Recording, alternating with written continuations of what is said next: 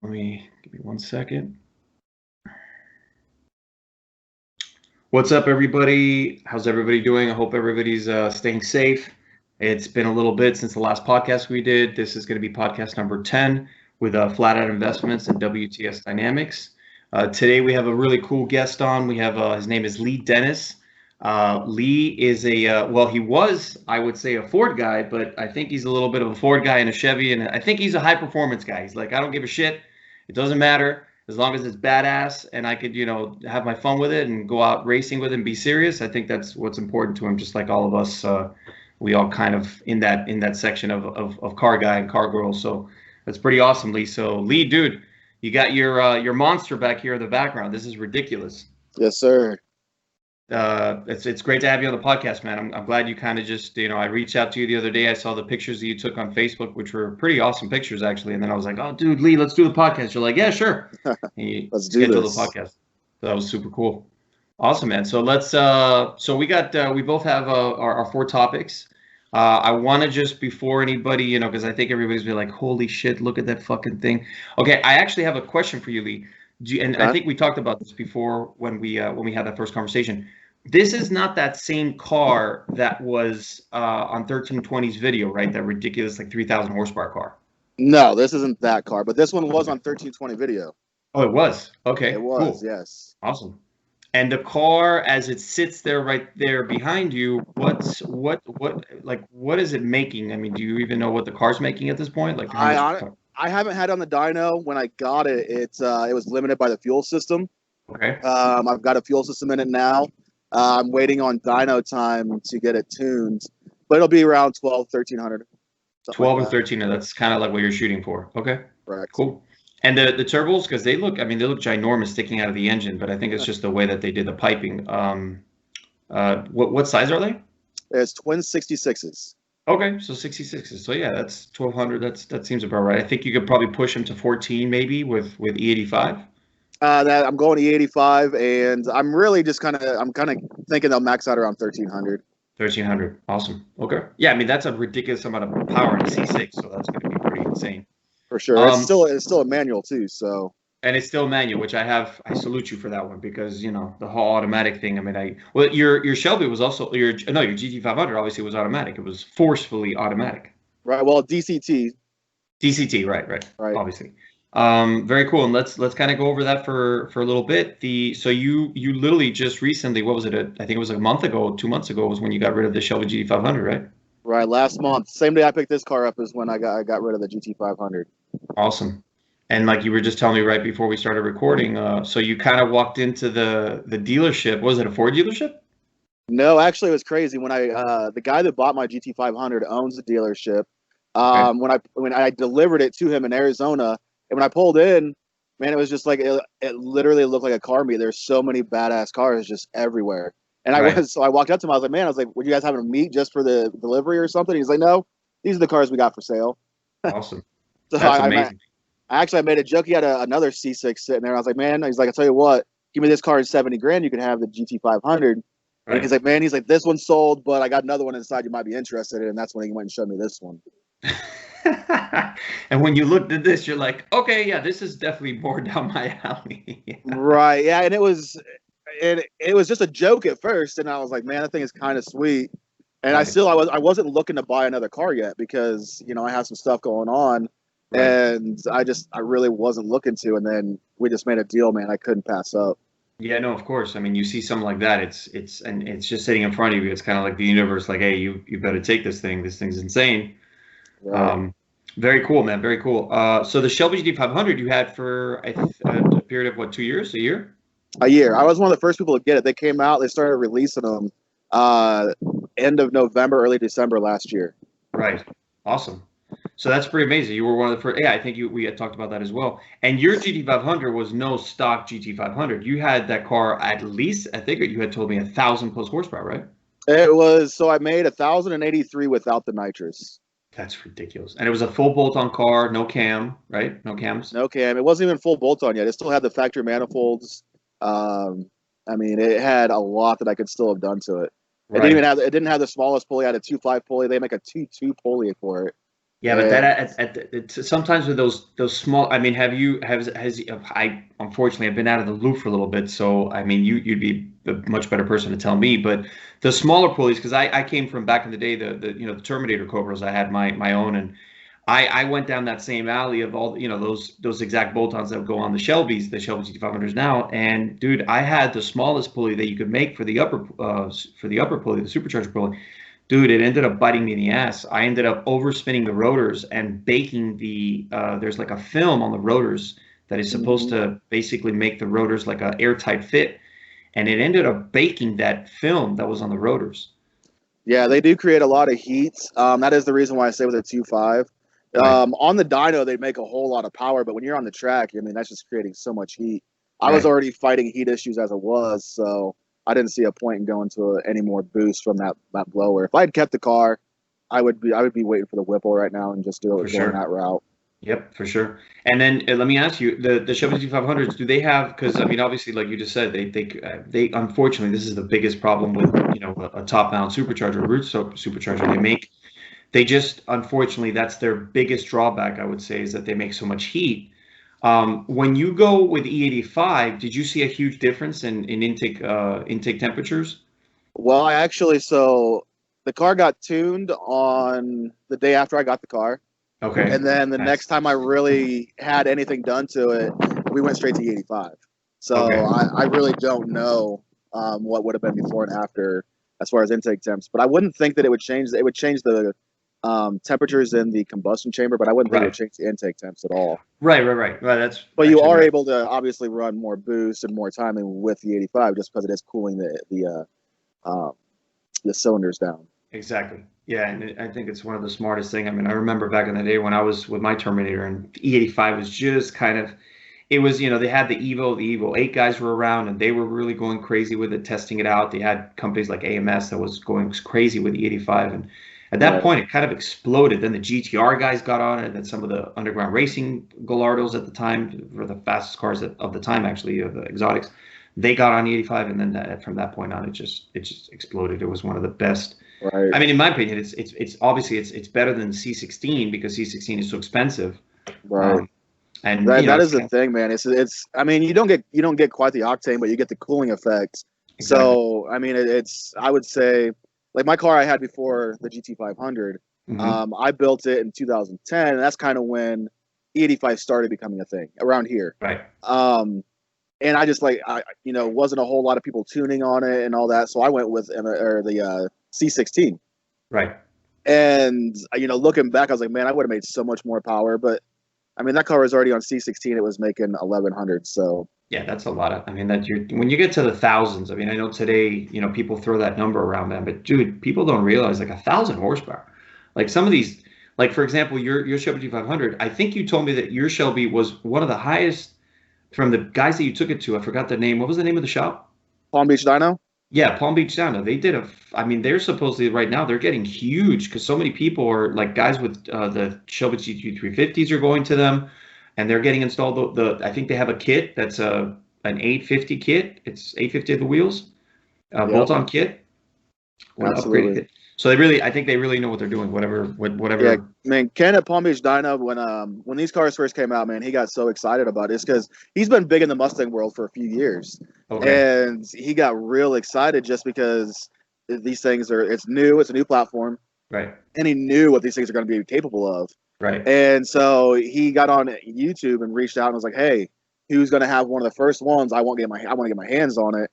So I reached out to him, and he's like, "Come on down." So I came down from Indiana all the way down there to Florida to Palm Beach. Right. And I was only supposed to spend 2 weeks down there. Ken talked me into spending 2 months almost. 2 months. 2 months in Palm Beach.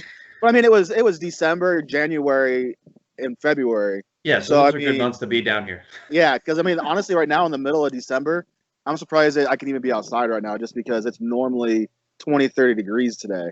Right. So today it's actually like 50 something, so it's not real bad. So it's not that bad, yeah. But but being in Florida is 90 degrees, so it was way better when you first get your GT500 to be in Florida. So trust me, Miami, I've been here for 27 years now. I still don't even understand how I've adapted to that, like basically no season for. I mean, it's no seasons. It's just 1 month of nice weather, maybe, you know. Right. So like this, just 2 days ago, we finally hit 50s, and it's like, oh shit, we hit 50. That's it. We're not gonna get any lower than that. So that's That's just cold kind for of down there. yeah. I mean, it's very cold, and people act like they're crazy, man. It gets to 70, and people come out with like fucking. They look like they're going to, like Alaska. It's like, what the hell is wrong with these people?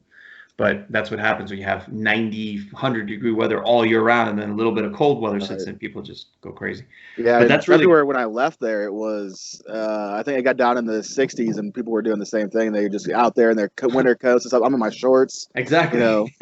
But Yeah, I'd already same. been there for almost 2 months, so I felt almost acclimated. I was actually kind of cold at 60 degrees. Right. Imagine. Yeah, you were kind of adapting to what we do here down here. I'm like you, man. I like the cold. I've never had a problem with. I mean, with cold weather, I love it. And obviously with cars, supercharged cars, turbo cars, man, there's such a huge. I mean, it's called. That's why when the weather hits those degrees, people call it the cold weather. It's like crack for any forced induction Yeah, we call component. that boost weather. It's boost Yeah, weather. man. Exactly. For So sure. and I remember when I had the Terminator, it was the same thing. I mean, we were just like waiting for December just for that little bit of cold weather, and you'd go out and dude, instead of like with the Terminators especially, you'd go 2, 3 runs before you'd feel the heat soak. Mm-hmm. And the second that, I mean, you could do 10, 15 runs, before you started feeling the timing getting pulled and because of the weather, the heat. But that's really cool, man. So awesome, dude. I can't believe it. Like I said, when you posted the picture, I'm like, holy shit. Let me ask you, Lee, have you ever been, are you like a diehard Ford guy? You're a diehard Chevy guy, or you're a diehard car guy? I'm a car guy. I've been a Ford guy pretty much growing up, but I'm not really a Ford guy. I've been a Mustang guy. Okay. I've just always loved Mustangs growing up. I liked the classics. My dad and I were going to redo a 60s Mustang for my first car. That never happened, but that was the plan. I mean, I've just been a Mustang guy my whole life.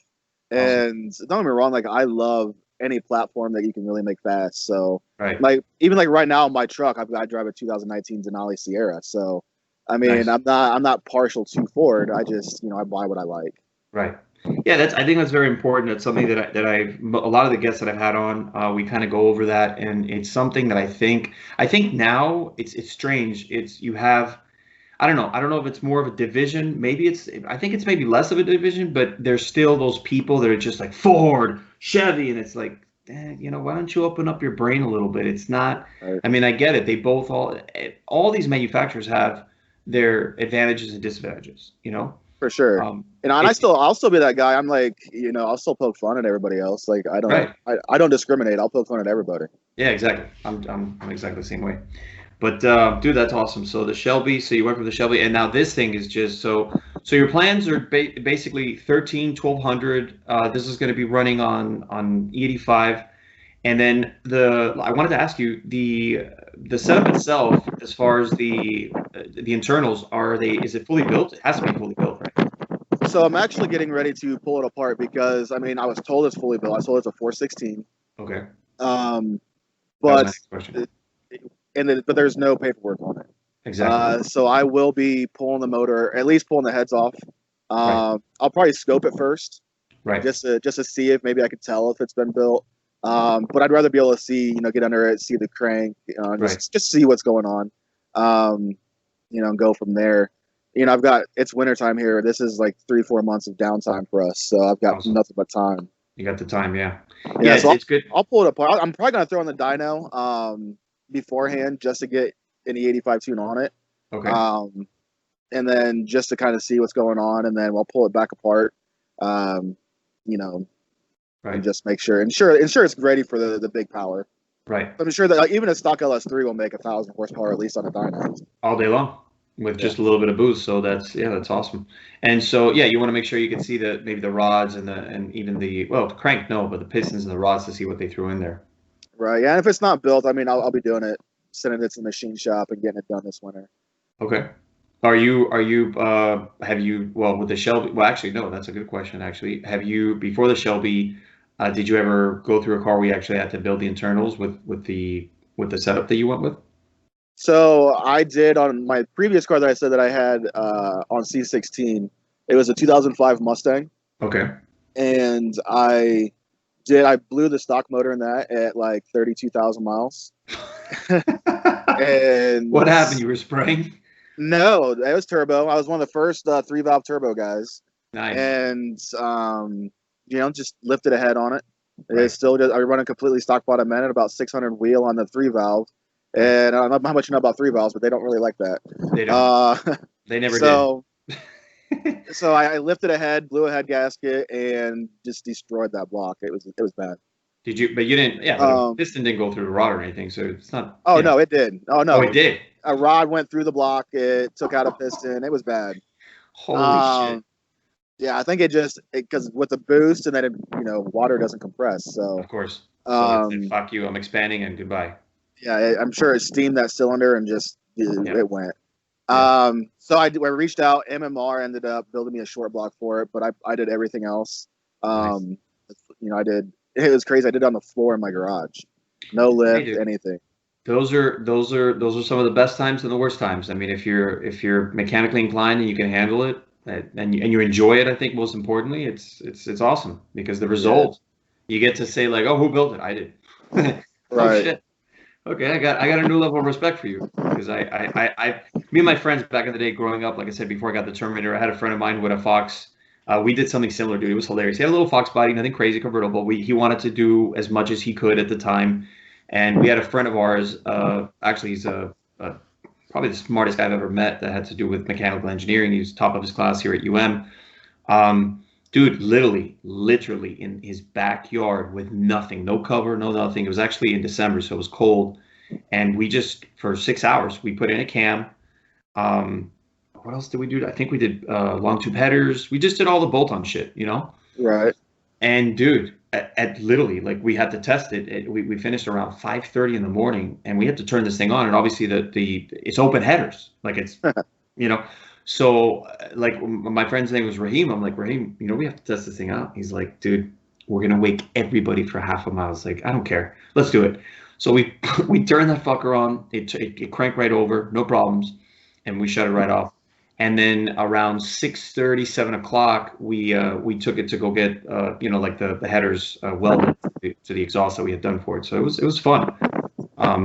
He ended up falling asleep, like it was me and Adrian just kind of doing most of the work. I mean, it was fun, man. We still have videos of that shit, and those are some of the greatest times, Yeah, I don't know if I'd want to do it, without a garage. This one, I get to at least, my buddy owns a big shop, and I get to use a lift. Yeah. To pull the motor in this thing. So it's definitely the smartest way to do it. You don't want to do it on the floor in your garage. It can be, you could find yourself getting a wrench and just beating the shit out of anything that you can find because it can get very frustrating. But cool, man. Well, let's go through the questions. You sent me some good questions, so we'll cover. I'm gonna shoot you your first question, and then we'll go over to my side. Okay. So kind of went into this, but the first question I gave you was how you came to the decision to get into the world of automotive modification, as well as the history of your car ownership throughout the years. So I think maybe we can cover first the ownership part, and then we'll cover the other part. Okay. So you want to cover like the cars that I've owned throughout the years? Yeah. Like starting from the first high performance car that you had. The very first one I had was an '85 Camaro. Actually, I take that back. My very first vehicle ever. So my dad. I grew up actually really kind of poor. Okay. But my dad had great credit, so that was good. So he took me over there. I kind of feel bad because I bitched a little bit, and he felt bad, so he went over and he ended up getting a loan on this little '95 Ford Ranger Splash. Okay. And back in the day, that was a really cool vehicle. Like everybody wanted one back then. So I was like, this is awesome. Yep. And so I got it, and went over there, and he got the loan on it, but I was making the payments, and that's a good deal, that's a fair deal. It wasn't bad at all. Being 16 years old, I was grateful, Awesome. And I got it, and I had no idea there was anything done to this thing, no idea whatsoever, and it was making a weird noise. So I was like, well, what the heck's going on? And I'd never even popped the hood on it. When I drove it off the lot, never popped the hood on it, never done anything. And ended up popping the hood. Somebody had thrown a turbo on this 2.3 4-cylinder Ranger. That's awesome. And it ended up, it was like somebody took the STO Mustangs. Yeah, I remember the STO 4-cylinder turbo Mustang. Yep. They took it. That was what it was. It was a turbo kit off of an STO Mustang. Yeah, so it matched up pretty good. I mean, it's a good match.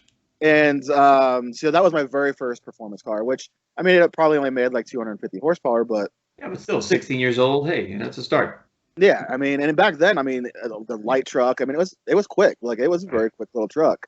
Um, and then I got rid of that. Well, I say I got rid of it, but actually I wrecked that, and I got an '88 Mustang. Okay, nice. And it had a 4-cylinder in it. And that didn't last very long. I ended up building a 347 with my dad in the garage, and awesome.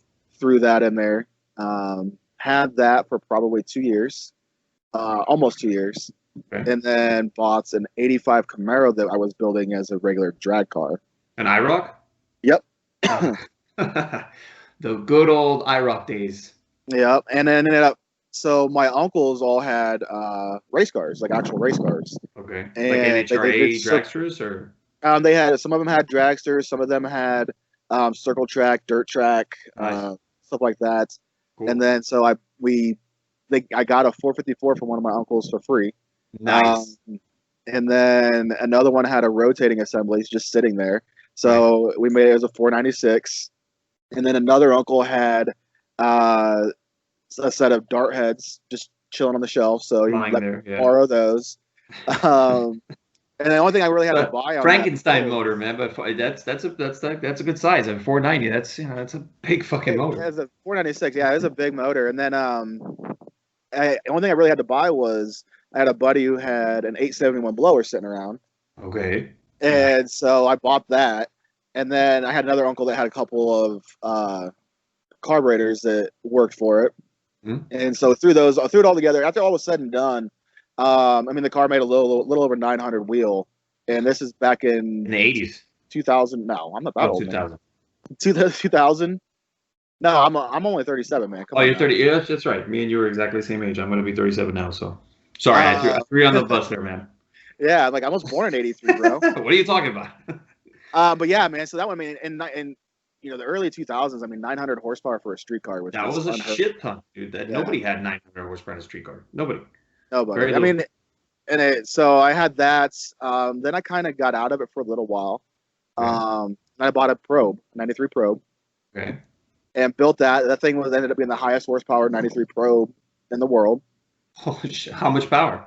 It wasn't a lot. It made 600 and something, 612. Yeah, that's definitely enough to be the highest horsepower one. Yeah, but they didn't make any, so that there was no transmissions that you could buy or anything like that. Yeah, there was nothing for that car. So I mean, it was, you know, the only thing you could do is, you know, throw together some Mazda parts to make it a little bit stronger, but they were all still stock parts. But I mean, it was definitely a contender when I built that. Then I've had a bunch of Mustangs over the years. You know, some of them stayed pretty much stock, just, you know, bolt-ons and stuff, nitrous. Yeah, I was just gonna ask you, any nitrous cars? Yeah, my last Gt500 had nitrous on it. Okay. Oh, that's right. That's right. You were spraying a 175, right? You told me. No, it only had a 75 shot on it. I was out of fuel system. Right. So yeah, but a 75 on top of the boost, that's all you need. Right. Yeah, and then I had my 05 Mustang. Nice. Put that back. Go back a little bit. I had another 89 Mustang. There was a 347 with nitrous, and it made like 700 a wheel. Oh, fucking badass. And then I had built the 05, and you know it was probably on the dyno. It made 1,036 at 26 pounds. Wow. We turned it up to 32 pounds. Never put back on the dyno. You know. And then that's a good amount of power, dude. That's a lot of power. 1,000 horsepower on that car is, you know. Yeah, that car, and that was still a manual, so it was a handful. That car was a freaking handful. Right. Even with, I had the best suspension that you could buy for those cars. Yeah, but it's a stick axle, so what, you know, you can't do too much with that. I mean, it's going to do what it's going to do. Yeah, it didn't do the greatest. So, I sold it. I got out of it. Became a family man for a while. Had a fiance. You know. Did all that for a little bit, and then, you know, I'm single now, so I was like, you know what, I'm gonna get something cool. And then they released the new GT500, and I was like, man, I gotta have it. Right. So that's a nice jump, because you went from literally, you said 05, right? 2005. Correct. So 05 to a brand new 2020 Shelby GT500. That's a nice jump. Right. Well, and the thing is, so I bought the 05 and 08. So I mean, it's you know, when I've had the vehicles, they've always been like newer, but I've had that 05, man. I had it from 08 till 2000, probably 16, I think. Okay, so that was probably your longest run car. No, the Pro, man. I had it from 99 until, oh man, I didn't get rid of it until 2016. Oh shit! So you had that for a while. Nice. Yeah, I had that for 17 years. Nice. Hey, if it was fun, you were having fun with it, that's what's important, man. You know. What ended up happening is it broke and I was always having to fix stuff. So Right. it was always sitting in the garage. Right. And it wasn't worth anything to sell, so I just let it sit there. Yeah, you just kept it. And then I ended up putting it back together, fixing everything, and I sold it. Still only got like $7,000 out of it. Dude, $7,000 out of a Pro, that's something to talk about. I mean, but $7,000 out of a 600 horsepower car was. No, I know that's not a lot. That hurt a lot. I mean, I had $40,000 in the car at least. Right. I was just gonna say you probably had 20, 30 into it. Yeah. Cool. And then so that's a nice collection, dude. That's a nice run of cars, and you kind of have been building yourself up, except for the other car that you said, that the 05 that had the 1000, but you kept at 1,000. You went from 1,000 to 1,000 with the Shelby, and now you're gonna have 1,000 or over 1,000 now with the C6.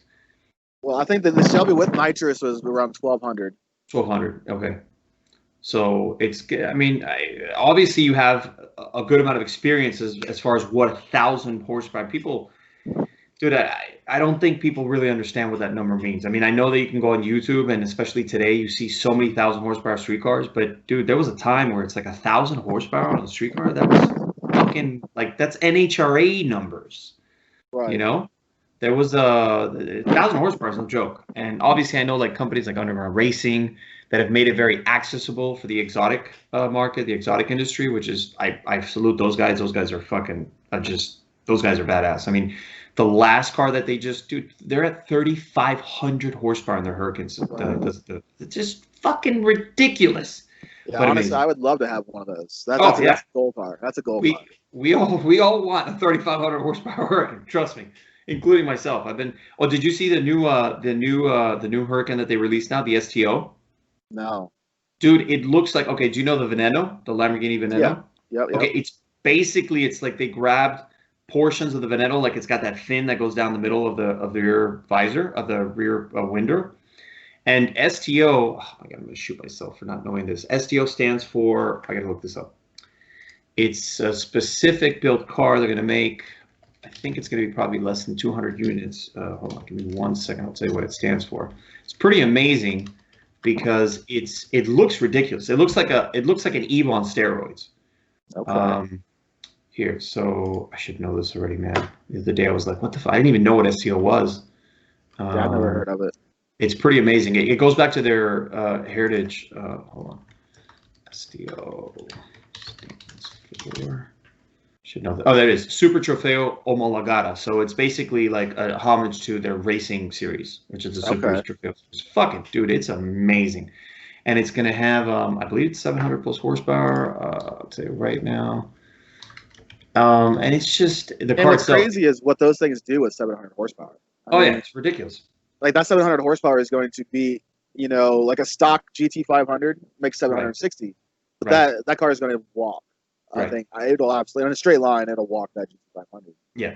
Well, the thing with them is the four-wheel drive system. So it's 631, but it's still, again, there's going to be some guys. From a roll, the Gt500 might do well. Right. But just from a dig, from any kind of stop, and that's going to be a 9-second car. Yeah, exactly, all day long. So it's pretty amazing. Yeah, it basically gets all they got they had the Performante, then they had the Evo, and they're like, okay, how do we make this even crazier? So that's where they came up with the STO. So it's absolutely amazing. And what you're saying about the 1,000 horsepower thing, like imagine back in the day. Remember back in the day when 11-second cars were fast? Yeah. Now you have 9-second. 9 seconds, and they're not fast. It's like, 9 seconds is a standard. It's a new standard. It is, absolutely. And that's ridiculous to say, but that goes to show for the technology. I mean, I remember when I was in college, I actually wrote up a paper that really, it was something that I wrote up that had to do with the industry, where it's going, how far it's going to go, how far things are going to get pushed. And this is back with the Terminator days. You had the C506, which was not, the C506 was a transition to like Chevy trying to really start getting serious about making the Z06 just that much more competitive and more badass, and getting some more technology in there and really making it into a car that could actually fight against all the exotics, you know? Right. And they did so with the C606. When the C606 came out, it was like, holy shit, this is a very, I mean, it was a very well engineered car. So it goes to show, like I said, the C6 you have standing now, I mean, in the background, dude, that car, the technology that went to building that, the engineering that went into just the C6 by itself as a platform is almost as big as a jump from the C7 to the C8, you know? Yeah, Except for the fact that the C8 obviously is I mean, it is a supercar now, but besides that is what I mean. It's really an amazing transition, and to tell you the truth, the C606, dude, it's one of the best buys of the century. You know, you can find them for like 20, 25, like maybe with 30,000 miles, even less. You can find them for $25,000. That's ridiculous. I haven't. Yeah, around here you can't. There's no way. No, up here, one with 30 in the 30,000 mile range, you're looking at mid 30s to almost 40,000 here. Oh, around 40, yeah. I mean, it depends. You have to find that person that is kind of okay. I got to sell this car now, and you know, it's kind of making it. But I had a friend. You won't find them in the 20s unless they have 80 plus thousand. 80 miles. Exactly, above 50, 60,000, correct. But even that, man, it's a 427. I mean, if the car there was, I mean, you know how it is with car ownership. You know, you could have a 70,000 mile, you know, garage queen that literally will be much better car than a car that's got 20,000 miles that's beat the fuck out of. Right. So it's all about ownership and maintenance. But all right, so we're gonna hop over to my question. So you asked me about, okay, so you told me about tell me about this collection of race cars and supercars that you have for sale. It's a fantastic question. I'm glad you asked that. So basically, I've been a car guy, probably like you and most of our listeners. I've been a car guy my entire life. I mean, literally, my first word when I was 3 years old was car before anything else, water, mom. So, you know, I've been a diehard car guy my entire life. I decided that, you know, going to racetracks, going to drag racing events, going to all the car events, you know, I started meeting some VIPs that had some really ridiculous, insane car collections. And I started deciding that, look, you know, some of these guys would come up to me, hey, do you know anybody that wants to buy my car? So that kind of grew into like, well, maybe I should start making a business out of this and start getting serious about it. So it's been about 6 years. AG Supercars, which is my other company, has been around for about 6 years. And slowly but surely, like I said, going to the Cars and Coffees now that have gotten just blown up all over the world. You start meeting some really amazing people and interacting with them at racetracks and at these events. And a lot of them, sometimes they don't. It's convoluted because most of these guys, they're kind of divided. A lot of them, what they'll do is that they'll go down to a dealership and only trust the dealership to find them a real buyer. The other half will actually allocate people like me that just know the people that are looking for these cars, and we'll put 2 and 2 together, and we'll give them give everybody the ability to sell the car, buy the car, and you know, you can make a commission out of it. Okay, so these are all allocations. Yeah, these are all allocations. They're not like you don't own the lot of cars. It's kind of, what do you call that when they give you the car to sell? Yeah, commission based, and it's basically it's one of those things where, yeah, I mean, I wish I had some of these cars, but unfortunately, I mean, some of these cars are, I don't know if I told you, but like ridiculous stuff. Like what was the Porsche I saw on there? I can't remember. 917. Maybe no, I don't think it was a 917, man. I think it was a 996, was like 1.5 million. Oh, that's right. You're talking about the 993, the GT2. Yeah, 993. Yeah. That's that's a very special car. It's a 993 GT2 Evo. I mean, there's less than 100 of those in the world. There's also the RSR, the 3.8 RSR. I think you saw that one as well. That one is also close to 1.5. There's less than 45. There's literally 45 in the entire world. So. Okay. I try to concentrate on the super, super insanely rare cars, because the thing is that in this industry, I don't know if maybe you've spoken to some people that have done this, dude, it can get really crazy. What has happened is that technology has made it available for a lot of people to kind of just think that they're trying to be well, I hate the word, but broker, like a supercar broker. And because of technology, it's so easy to share information and digital pictures of certain cars and this and that, and proof of life pictures. People get a little crazy and they think, oh yeah, I'm a broker, and they start trying to, they start putting this shit everywhere. They explode it. They try to put it on Instagram, they put it on Facebook, right. And that's that doesn't do anything except burn you, burn the car.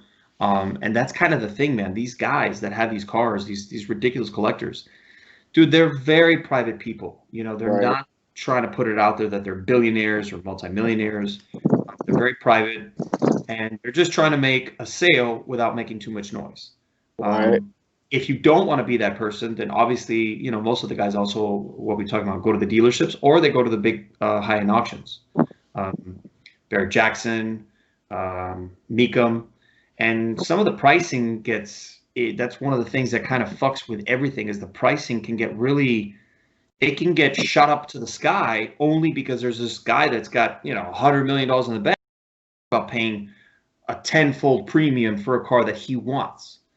So that's actually what drives up a lot of these prices on, like, let's say the hypercars, like the LaFerrari, the P1, the 918, the cars that are only meant for the VIPs. And the manufacturers have actually gotten very serious about limiting people that buy these cars. Like, I don't know if you know this, but with Ferrari, they're very specific. Like, they literally, you have to sign a contract when you purchase a car from them that for 2 years you are not allowed to sell the car. Right. And even within that contract, man, they have like, you can't modify the car either. Right. You can't modify the car. It's very stringent. It's very, and I get it. So now you have manufacturers that are copying that formula. You have people like Aston Martin, even though they're not as bad as Ferrari. You have people like Porsche, that they don't go that crazy, but they still do tell you, hey, look, you know, you can't just buy this car for a profit, because it's become more of an investing platform. You know, the LaFerrari, dude, it's crazy. I had a LaFerrari. It was a triple yellow car, very rare. I think it was one of 4 or 5 that they made in triple yellow. And dude, it was crazy. The car went up to $9.5 million for an Aperta. That's a lot of money. You're talking close to McLaren F1 money. And I'm not saying that the LaFerrari is not technically worth 9.5. I mean, it's an absolutely car, but it really isn't worth that much. That's just the price gap. We had one here that, I mean, we sold it as like 2.5 million. Yeah. Yeah, that's like cheap. Yeah. Actually, I think it went to Florida, actually. There's a black one, and like it was at a dealership here. Right. And like, this dealership is so cool because you can go in there, and all these cars that they have for sale, they have them on display, and you can actually, it's like a museum. You can go in there and walk around, and you don't have to be purchasing a car. You just go in there. They just let anybody go in there and look around. Yeah, sure. That's cool. It's nice to have dealerships like that, because I mean, most dealerships today, they're not very they don't really, they're pretty welcome to everybody, because sometimes you just don't even know, you know. Right. There's a couple of people out there, I mean, multimillionaires, they try to literally, they'll dress like most normal people. Sometimes they'll dress like a bum on purpose.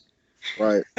To kind of disguise the fact that they got so much money in the bank. And then, so they can't be, well, I don't want to say racist, but they can't be discriminatory to any of these people that walk in. Right.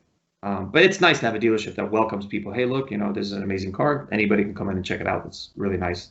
It's always nice to have dealerships that way. But so that's some of the cars that I've dealt with. The 917 is the other one that I thought you were talking about. Yeah, the 917. That's a car that I'm still trying to find someone that'll pay the $30 million that they're asking for the car. Oh wow! Is the 917? Was that the race car? That's the race car. Yeah, that's the car. Okay. It's the car that won Le Mans in 1970. Right. That's what I thought. My cousin actually has an exact replica of one. Really? Yeah. Holy shit! Like he built one, like a replica of a 917. No, he didn't build it. He actually, there's a company in Michigan that builds replica race cars, race like cars, vintage race cars. Wow. Cool. He's got that one. He's got a Porsche Speedster. Nice. Replica. Those cars. Yeah, those are beautiful. Super nice. You know, he's got both of them, and they're both beautiful cars. Yeah. Yeah, they're exact replicas. I mean, down to like they in this place, you know, they actually replica everything from scratch. It's not like a fiberglass body; it's an actual metal body. Nice. And what about is it a two-wheel chassis? Like as far as the chassis goes? Yeah. Yeah. Okay, cool. So it's an actual functioning car. It's not just some, you know, shit like put together. Oh yeah, no, it's an actual functioning. He can take it out and race it. What's crazy is you think, oh, it's a race car. These cars really aren't that fast. Right. The 917 is quite a bit faster than the Speedster, but I mean, that Speedster, I think you go out here and buy a Focus, and a Focus will probably beat in a straight line. Oh no, for sure. Yeah, the speedsters were never meant to. But the 917, dude, that thing had 1,000+ horsepower back in the 70s. Okay, I don't think his has that much. I don't know. Yeah, I mean it's a ridiculous amount of. The thing with those cars, it doesn't have an actual Porsche motor, you know. Right. So what's it rocking, like a V8 or a? It's a V8. I don't know what it is though. Okay. Yeah, that's usually what, I mean, with replicas, that's usually what you would do is, you know, throw something with some good power and torque and, you know, to have fun with. But I'm sure it makes it 600-ish. Yeah, but still, it's a cool car. It's, you know, I mean, when people see it, probably they freak out, oh my God, it's a fucking 917, holy shit. I'm sure. I mean, most people don't know what it is. They say they don't know what it is. Yeah, the 917, you have to, I mean, people that know. People that don't, they'll be like, oh, what is that? I have no idea. There's, you know, you look at it, you're like, well, it's obviously a race car, but what race car? 30 million for a car. That's got to be one serious collector. Well, I mean, the thing with these cars, man, is that you know, you think of 30 million. That's like such a crazy amount of money. But then you have to take into account everything. You have to take into account this is a piece of racing history. Again, car that won Le Mans 1970, and there's people. So this is the actual one from Le Mans. Oh yeah, this is the car that won Le Mans in 1970. Okay, that's why it has a price tag. That makes more sense. Yeah. So the value of that's only going to go up. I mean, no. Yeah. Like, for example, the other ones, there was a couple of famous ones. There was one that Steve McQueen actually raced it in the movie Le Mans, and that car sold for, I think it was 5, 6. It was close to 7 or 8, but it wasn't that high. And the race cars that are out there that are on the market, they're in that range, you know, from 5 to, some of them can go up to 12, but 30 million, it's like, you better have something very special with this. And it's chassis 4. It's the car that won the Mans 1970. So that's kind of asking, it's like, okay, we'll put a $10 million price tag because it's a 917. It's one of the most pristine, well-kept 917s of all of them. And then we're going to add 20 million because it's a piece of racing history. So right. And we actually have a guy here found sitting just in a junkyard, one of 2 of the original Ford GT supercars from 66. This is actually a 66, I believe. Ford GT, but this one is one of 2 that had an all aluminum body. Holy shit! It's worth like millions. It's worth millions, absolutely. Yeah. It's up there at 20 million probably. Yeah. The other one doesn't exist. The other one got wrecked, destroyed. So this is one of 1 in existence. What happened to the car? Well, he completely restored it. Okay. And it now is sitting in his collection. I mean, holy shit. Do you know the guy? I know of him. Okay. I mean, I don't know him personally. Right. Maybe we can maybe, you know, have him on the podcast. That'd be amazing to have him on the podcast talk about the car. That'd be awesome. He's kind of private. I mean, I can reach out. I actually know some of his friends with him, so cool. I can reach out and see if we can make that happen. But you know, I can't promise anything. No. But the thing is, it's absolutely freaking ridiculous. And the reason why they actually had it on the test track over there at Le Mans, but they didn't use these as race cars because they went to the 427, and this one has a 289 in it. But this 289 makes like 600 horsepower. Yeah, it's a race motor. That's awesome. And when was it a barn find? It was a barn find. No, it was completely trashed in a junkyard. He said he's seen shit. So the story is he was going through this junkyard looking for something for a different project he had, and seen the headlight, and I was like, man, what is that? Right. And you know, started uncovering this car, and that's what it was. Wow, dude, that's a fucking and he's had it story. It's been in restoration for like 10 years. Yeah, it's not easy to restore the car because of the parts. No, so every part had to be handmade. Right. And it was all done by somebody who knows how to properly restore these things. Right. Because I know you're in the stuff. You know, there's grading and all that stuff. Oh yes. And there's only a certain amount of like for the 917, the same thing. There's only actually 2 living techs right now.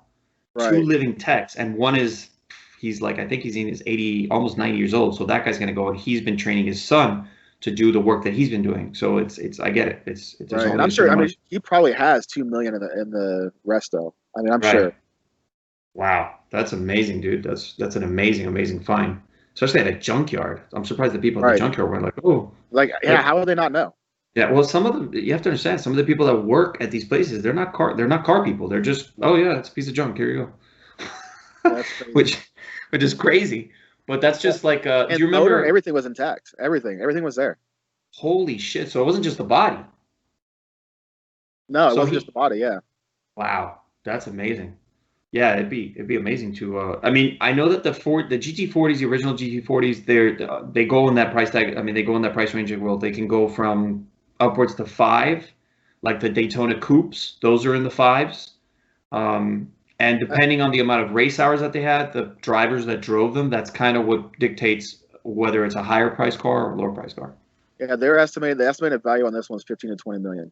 That's ridiculous. It's up there. It's up there with the three that won Le Mans. It's up there with the price of those. Right.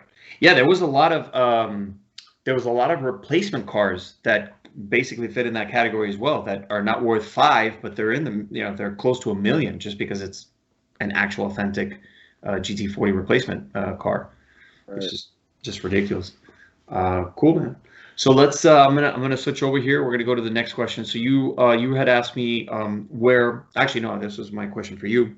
Where your car love and passion started. And oh wait, no, hold on. Wait, we're skipping over something. So I forgot to ask you. So the decision to kind of get into the automotive modification world, you kind of told me. I mean, since you were growing up, was there anything special? Like, was your dad also into obviously cars and high performance cars? So my dad wasn't really, but like I said, I have a lot of uncles. Like Yeah, in my family, we had like I think I have started out with 15 aunts and uncles. Nice. So there's a lot of big family. Yeah, it's a big family. So I had at least 6 aunts and uncles that raced. So when I was really, really little, I got to go to the track. My dad would take me to the track and watch them race. But I didn't really get into cars like really hardcore until I was a little bit older. And I had a cousin who was a little bit older than me that had a Camaro that we took to the drag strip. He let me drive it on the drag strip when I was like 13 years old. And I was hooked. Like, don't get me wrong, like I liked cars before that. But I wasn't like into like, oh well, I need to get a car, I need to modify, I need to be fast until I got to drive this Camaro. And then it was, it was all over from there. The adrenaline spike hit you and that was it. It was you were hooked. Absolutely. That's usually what I mean. It's people. It's funny because some people don't understand. I remember in high school, man, I had this. People always knew that I was a car guy, a huge car guy myself. I was this fucking dumb bitch. I was like, I don't even know how we got into the conversation, but she's like, "Oh, you'll grow out of it." I'm like, "What the fuck are you talking? Grow out of what? Like this is part of my life. Like what are you talking about?" Right. And the bitch was like, she was like a crazy, one of these back in 90s, Britney Spears. She was crazy about it. She was obsessed, literally, with Britney Spears. And so I said, hey, let me ask you a question. Are you ever going to get over Britney Spears? She's like, no, how could you say that? I'm like, exactly. So shut the fuck up.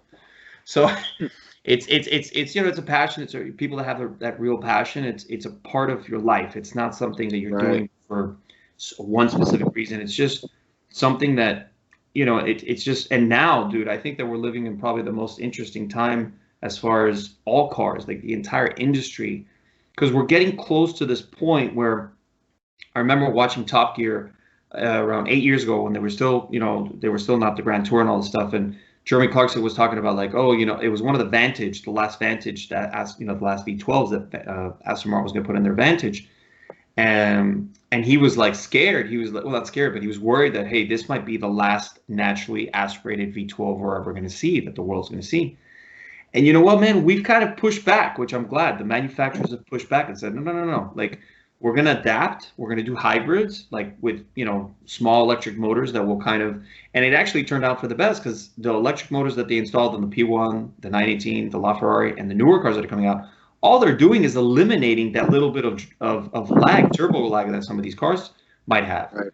So, or even just giving you instant torque and power. So it turned out for the best. I think that, I don't know if you were like this, but I remember when I found out that the LaFerrari, the P1, and the 918 were all going to be hybrids, I'm like, this is so stupid. Why are they doing this? And then I had to understand, like, wait a minute. There's regulators. There's governments that are pushing these cars to get a certain amount of gas mileage, miles per the gallon, before they can be okay to sell. So I said, I get it. This is the manufacturers that are just trying to adapt to the new rules that are being. I don't know how the GT500 got around that because that thing was horrible on gas. Horrible on gas mileage. That thing was the worst car I've ever had on gas. Actually, I take that back. My IROC was, but I was a big block and blower. But this thing, for a modern car, garbage. What would like 15, Not 20? even. And Not on even? the highway, on the highway, On the highway. it was horrible, man. But with the 8-speed transmission, seriously? It's 7-speed, but Oh, yeah, 7. I'm sorry. I thought it yeah, was 8. 7-speed. The Corvette's got the 8-speed. Oh, that's right. But yeah, the 7-speed, even with the 7-speed, cruising through town, you'd get, if you're lucky, 12. 12. You But know, that's strange because they have so much the technology with the cam timing systems that they've developed. You'd figure, like I know with the Z06, the C7, they have I think it's about, if you're under 3,500 RPM, it might be 3,500. I think it's 3,500 RPM. It's got I forgot the name of the system. It's basically cuts off fuel to 4 of the cylinders. right. So Cylinder deactivation. right, that's right. Cylinder DOD, deactivation. displacement on demand. Yeah.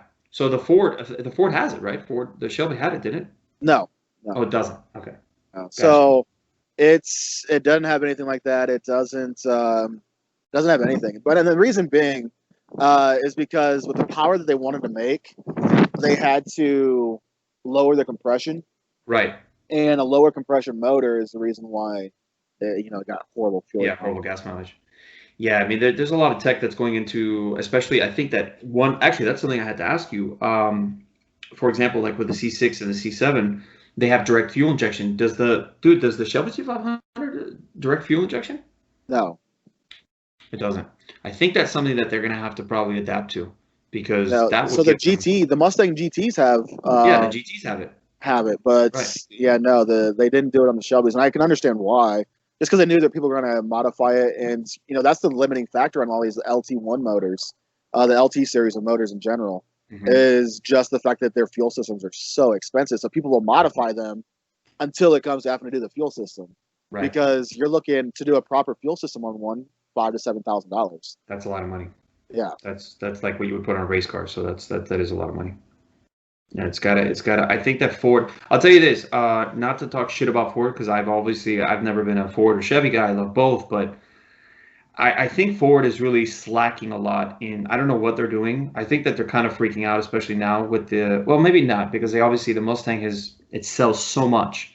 But I think that they better come up with a solution to try to make a car that's going to compete with the C8. And I don't think that they have anything up their sleeve at this point.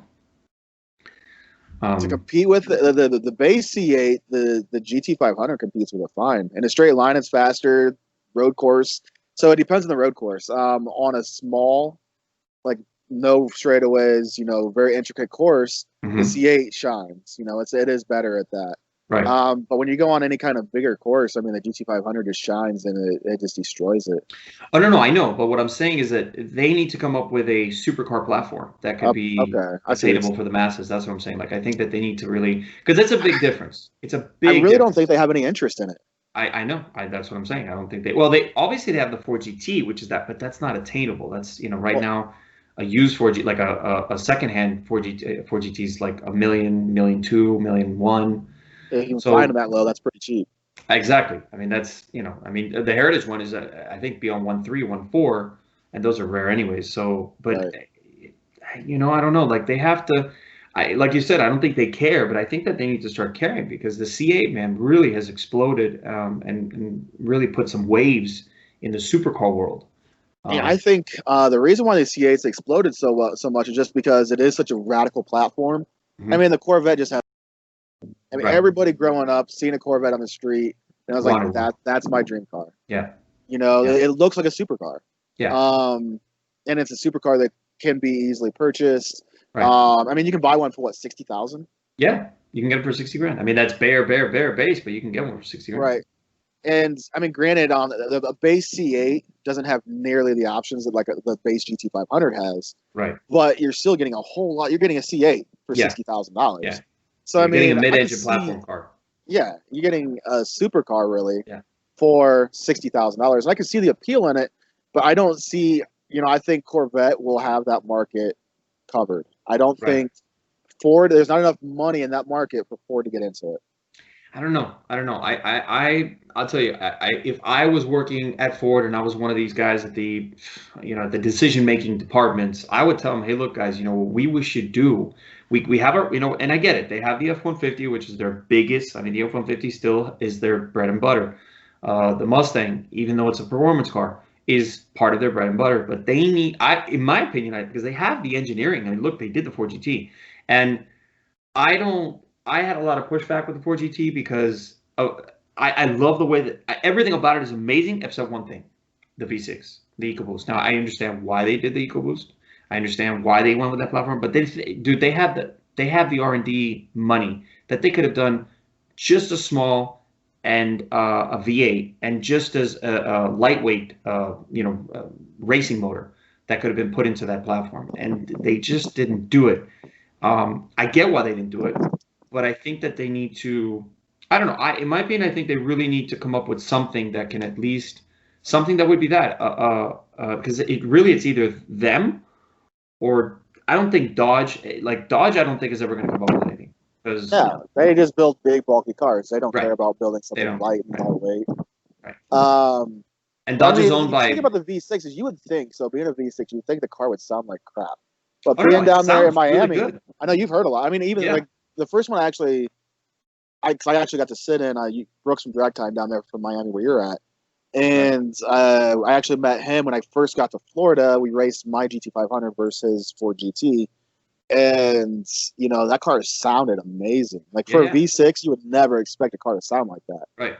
No. It sounds. I've heard plenty of them. They do sound really. I mean, it doesn't sound like a V6. It sounds like a growly, almost you could say that it gets close to that growly, like a small block V8 kind of. Yeah, but I would. It's missing just that little bit, it's missing that. I think it's just missing those two cylinders, and it'd be nice to. I think that Ford should somehow come up with a formula. They have plenty. Like for example, what they did with the, they supposedly brought back the fastback, but they didn't. It's just a GT with some body kit parts on it. They rebranded the 5.0 as a fastback, and it's not a fucking fastback at all. It's a piece of garbage that's just rebranded, and they're charging like 20,000. I think it's 25, 30,000 on top of the regular 5.0 or even a Shelby GT350.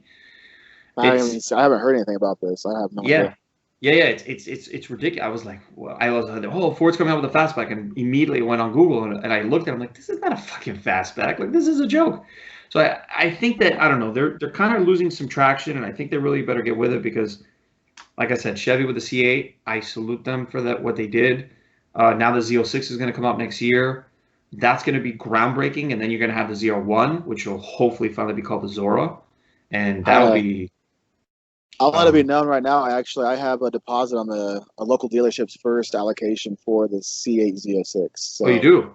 I do, yes. Okay. So that'll probably be they haven't even actually announced a release. Haven't announced they're even doing one. But if they do, I have a deposit on one. So awesome. So what you'll do is, if you get the Z06 and the perfect ratio, you're gonna have to get someone to race your C8 against your C6. That'll be sick. I don't think the C8, that won't be a very fair comparison. It won't, but it'll be awesome to see the C6 just destroy it. But I do have a friend who just bought a 2020 GT500. Okay. And he is planning on keeping it mostly stock. So I mean, that'd be probably the first race I do with it. Yeah, for sure. That'd be great. That'd be a good race. I haven't seen too many people do that. Well, right now, the GT500, if you do a C8 versus GT500 and from a roll, it's just not even a comparison car. What are we talking about? I haven't seen too many videos. Like a one car, maybe half a car length, a car and a half. You're talking like 2-3 cars. Bus links. Really? It's such an insane amount of difference between a stock GT500 from a roll. Right. So like 0 to 60, the C8 wins all day long. Right. Just because that mid-engine design, weight over the rear tires. Yeah. And it's lightweight. It does 0 to 60 really well. But if you're doing, let's say like a 50 to 150 mile an hour, which is what most of these street rolls are. Right. It's bus links. It's such a big deal. That's a big difference. That's a huge. Well, I mean, it's a boosted V8. I mean, but again, the C8 weighs less, so it's a nice comparison. It's a nice, battle. I mean, it's a 500 horsepower, 3,500 pound car. Yeah, 30. Yeah. And maybe it was closer to 3,300. I'm not sure. Well, the C8 is, yeah, it's closer. It's a little bit less than 35. It's around that 3,300, around 3,300. So it's a nice weight. You know, it's close to that 3,000 mark, and the 3,000 mark I think is. That's why I think the C606 was such, and the C6 platform was such an amazing platform because of its weight. Yeah, this thing weighs like 3,300 pounds as it sits. Yep. Yep. But yeah. Here, I'm going to go to the next question. So we were, so yeah, we kind of went over it. You know, where your car love and passion came from. Your family, your big family, and your uncles and stuff kind of brought you to the racetrack. So that's how you kind of got into it. I think most of us we follow that same type of situation.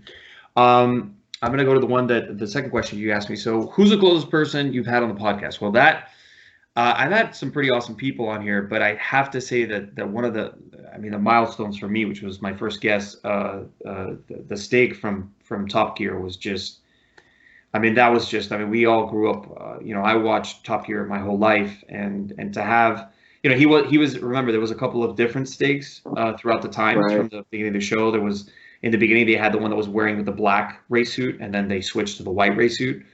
And they had several race car drivers. That was the whole appeal, that nobody ever really knew who the Stig was. So it could really be any race car driver. They had rally drivers. They had Formula One drivers. I think at one point, I don't know how too much they used him, but I know they had Michael Schumacher as the Stig. Yep. But Paul Gerard was the guy who I interviewed, and it was just, he was on there for 8 years. It was just literally an honor. And the guy was so, he was like me and you right now, just talking shit, just totally grounded, super cool, man. Total gearhead. Obviously has had one of the most amazing jobs that we all wish we could have, I asked him how hard it was. That's usually the question he gets. How hard was it to actually qualify? And he said that it was no joke. It was no joke. He was facing some very competitive drivers. A lot of them wanted this position, this job, and he was just the guy that made. He was the guy that was very super dedicated. It's funny because when you talk to him, I didn't know this obviously, but before speaking to him, but he actually was supposed to. His goal was to race Formula One, like most of us. When I was a kid, I wanted to be a Formula One race car driver as well, but.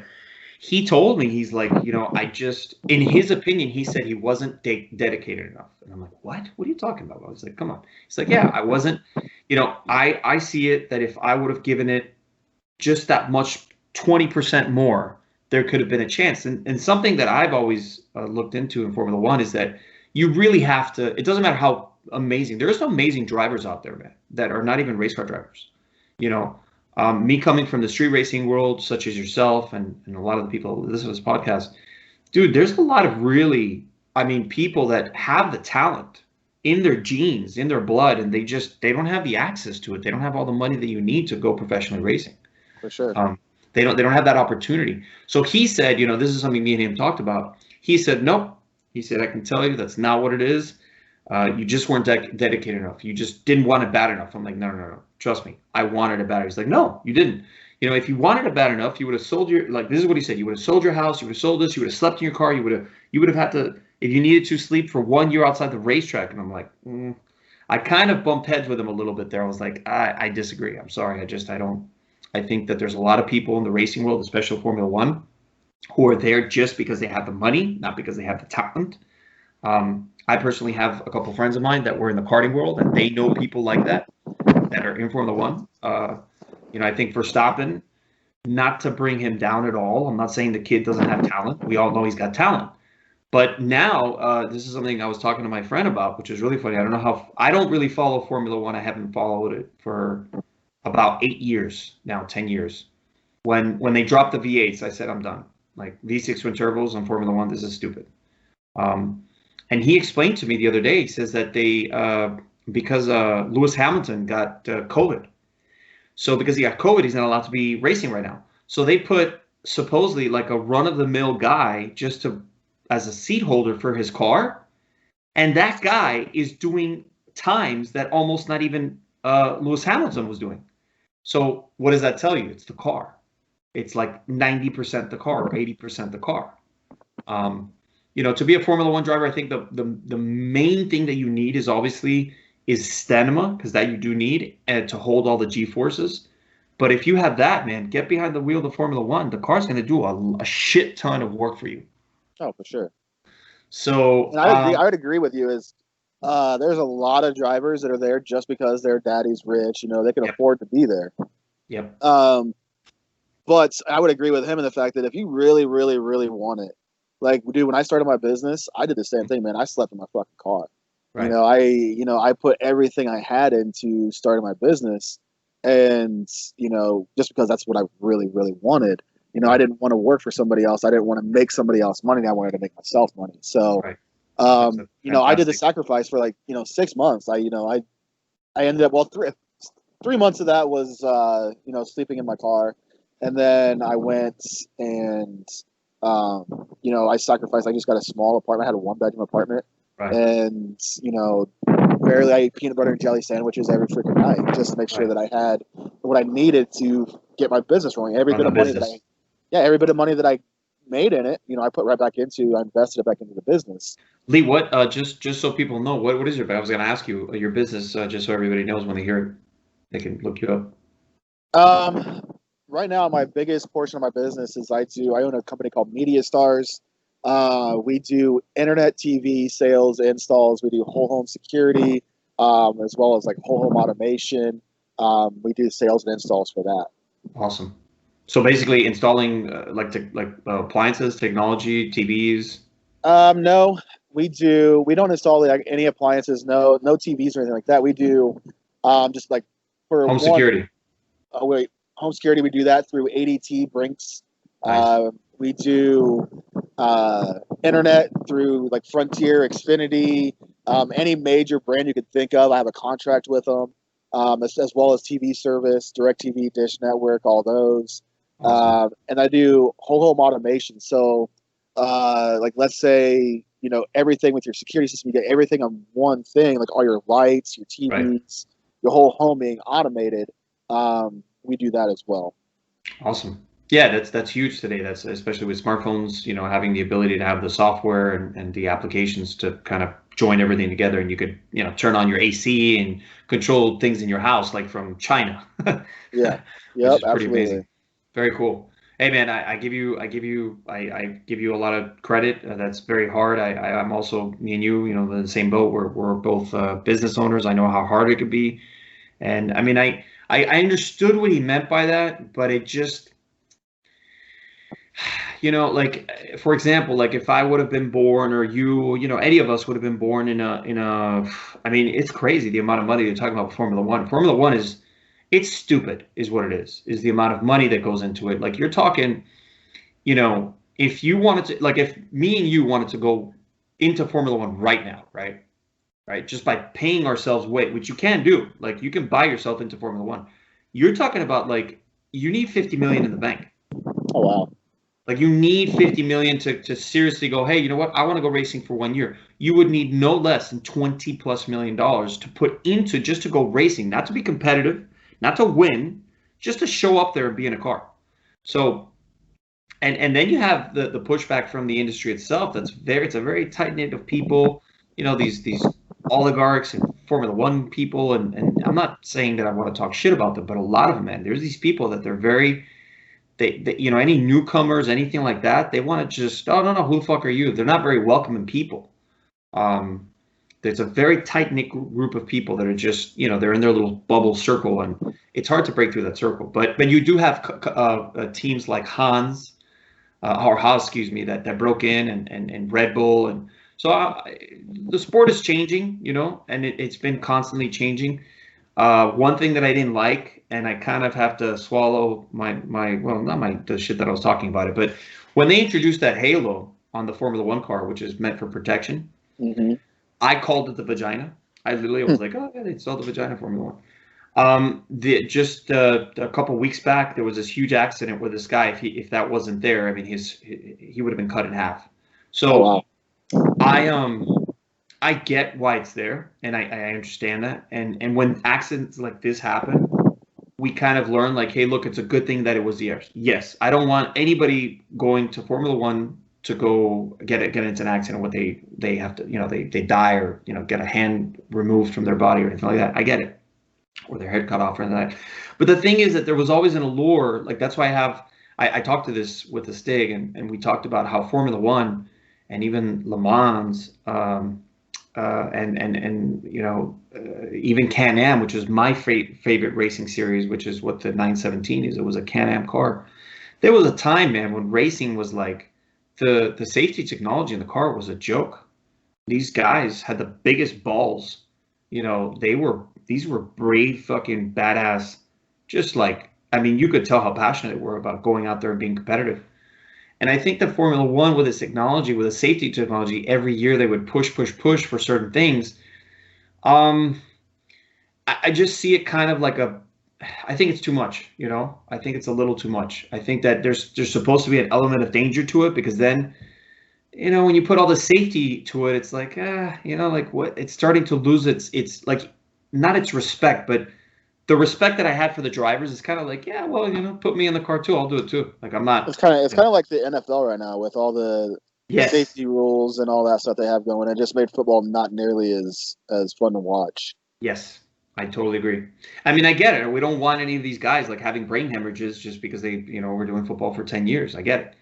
But there was plenty of guys that did do it when they were wearing leather helmets and they didn't have problems. But that's not to say that not everybody's going to be as lucky as them. So right. I get it. Like I'll take a step back, and I will say that the vagina, I get it. It did serve its purpose, which is great. I'm glad that guy didn't cut in half. But the mistake that the guy did, though, if you watch the footage, it's ridiculous. The guy literally he banked to the right. He shouldn't have banked to the right. There was a guy right next to him, and that he touched his wheel, and then that kind of shot him into the straight into the wall. If you ask me, what should be done if you want to make things safer like that in these crash points, like where they have the hardest turns, they should put like something that would, if a car does go into it, like not have a piece of aluminum there. They should have something else there that would protect the car from, like a lot of these road course stuff. They have tires and exactly. That's what I'm saying. Yeah, but even that, sometimes tires. I mean, you're talking about these cars are doing 200 miles per hour. a tire at 200 miles per hour, it's gonna hurt, but at least it's not gonna kill you, and it's not gonna damage the car that much. But anyways. So yeah, I'd say that's probably one of the most interesting people. But I've had great guys. I've had people like such as yourself that are just diehard car guys. But yeah, I'd have to say that's probably definitely I mean, that was just a milestone for me. I couldn't believe it. Like when I was talking to him, like, dude, I can't believe I'm talking to the fucking Steak. Like this is crazy. But it was really cool to have him on. And for 3 hours, we talked, and he actually taught me some stuff that I didn't know at all. He told me that one of the reasons that these drivers back in the 70s and the 80s, who they were, which is something I did not know. A lot of these drivers that became race car drivers, really good ones, were fighter jet pilots that had just come out of World War II. And they had this need, like they had done such crazy shit that nothing meant that much to them anymore. Nothing could excite them that much anymore, So they were like, oh, I know what I'll do. I'll go race cars. There you go. So that's kind of, it kind of filled the gap that was there from all the other crazy shit that they had done in World War II, which is, I didn't know that. It was pretty amazing to find that out.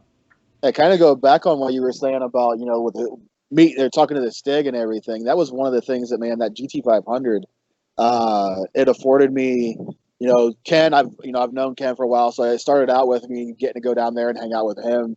Even if it was just a 2 weeks, I was like, this is sweet, because he, in the Mustang community is kind of a celebrity. And while I was down there, I got to Brooks from Drag Times, awesome. The TRC crew. Oh, you got to meet them all then? Yeah, like I got to meet the whole crew while I was down there. They invited me, like I got a private invite to their private track rental. Okay. And I'm out there with all these like, really rich guys and meeting all these other people with my, GT500. Right. And then while I was down there, that dude in blue, are you familiar with him? That dude in blue, I don't think I've heard of him, no. He does. I mean, he's on YouTube. He's got like 1 point some million subscribers or something. And he does car reviews. Nice. He just gets, and then it's not like he doesn't do the stock car reviews. He does modified car reviews. Right. And so he reached out to me, and I stopped by and got to hang out with him for a day. Awesome. And on my way back from Florida, and then on my way back too, I got to meet Stang Mode, Demonology, and Mod to Fame, all YouTubers. hung out with them. We all went to a track and raced the cars against all our cars against each other. And so that's an amazing experience. I mean, yeah, really, it's just, it has been insane. Like all these big YouTubers that I, never would have thought I would have met. And I've watched on YouTube, not growing up in the last couple of years. Right. And then my most recent one, Street Speed 717. Oh, you got to meet him. Yeah, I went out and raced his ZR1, the blue ZR1. Oh shit! I gotta watch all these, dude. I gotta watch. I didn't even know you had done that. That's awesome. Yeah, so I went out, drove out to Pennsylvania, and raced his ZR1. The only problem with that one is, in person, dude, that dude is the most humble person I've ever met in my life. Like for being a well-off guy, Right. He's fairly young. He's only late 20s. Yeah. Like he's like 27 years old, and he's super laid back. Bought me dinner and stuff. Like I ended up hanging out for like 2 days. That's awesome. And but then when he made his video, it was not even close to what. Was it a different person? It was a completely different person. Oh yeah, just because he was modest, and in person he was like, man, he's like, I've never been beat before. This car is definitely faster than my car. Blah blah blah. And then when he made the video, because let's rewind a little bit. He said he wanted to race, but he wanted to do a couple without the nitrous and a couple with it, just to show the difference, what it would do with and without the nitrous. And normally I don't give somebody a no nitrous pull. You get the whole thing, or race what you brought, right? Right. So I mean, and he won the 2 races that we done without nitrous. Okay. And then it actually may have been 2 or 3 races. I don't remember. Right. But I knew I was going to lose. I didn't. I had no thought that I would ever win without the nitrous. Right. And then when we raced with nitrous, we actually raced 5 times with it, and I won 4 out of the 5 times. One time I spun real bad. Okay. And obviously, spinning ain't win. Right. Spinning ain't winning. So, I lost that one. And I took the loss. I was like, cool. But he's like, damn. He's like, that fucker is fast. Blah, blah, blah. Give me all these props. And then when it came down, he made his video. He only posted, I think, 3 of the nitrous passes, 3 or 4 of the nitrous passes, and then the 2 or 3 non-nitrous passes that he won. Right. And he made it. He's like, well, we both won the same amount of times. So that's not cool. That's and then not he's cool. like, and one of them, he's like, I think I won that one, but he says he won. But what do you guys think? He's like, and then he claimed his title. He's like, I'm still the king. He didn't beat me. So that's still the fastest one. And I'm like, that's not cool. No, I was like, what happened to these other 2 races? Right. I mean, we're still cool. Like, I still talk to him and everything, but I was like, man, that's not cool. Like, that's not cool. He should have at least, he could have said that, but at least, in my opinion, I wouldn't. I mean, I'm not that person. I'm exactly what you hear me right now talking to you. This is who I am. There's no difference between my podcast. No. That's bullshit. That's like two-faced stuff. But he could have at least, if he was going to do that, he could have at least put the 2 races where you won. Like I won the 4 out of 5. Right, that's what I'm saying. Passes. Yeah, he should have put all those up there. He didn't. That's yeah. So well, I think maybe listen, maybe this podcast might be a little wake-up call. We could tell him, hey, I did this podcast and I talked about what really happened. We could do something. Who knows? Whatever. I thought about doing a whole YouTube video on it, and because I have the other 2 races, like I could post them. I thought about doing a whole YouTube video on it, and I just have it. Well, because you have the videos, right? Yeah, I have the videos. Oh, I have dude, them. so what the fuck? Let's put them out there.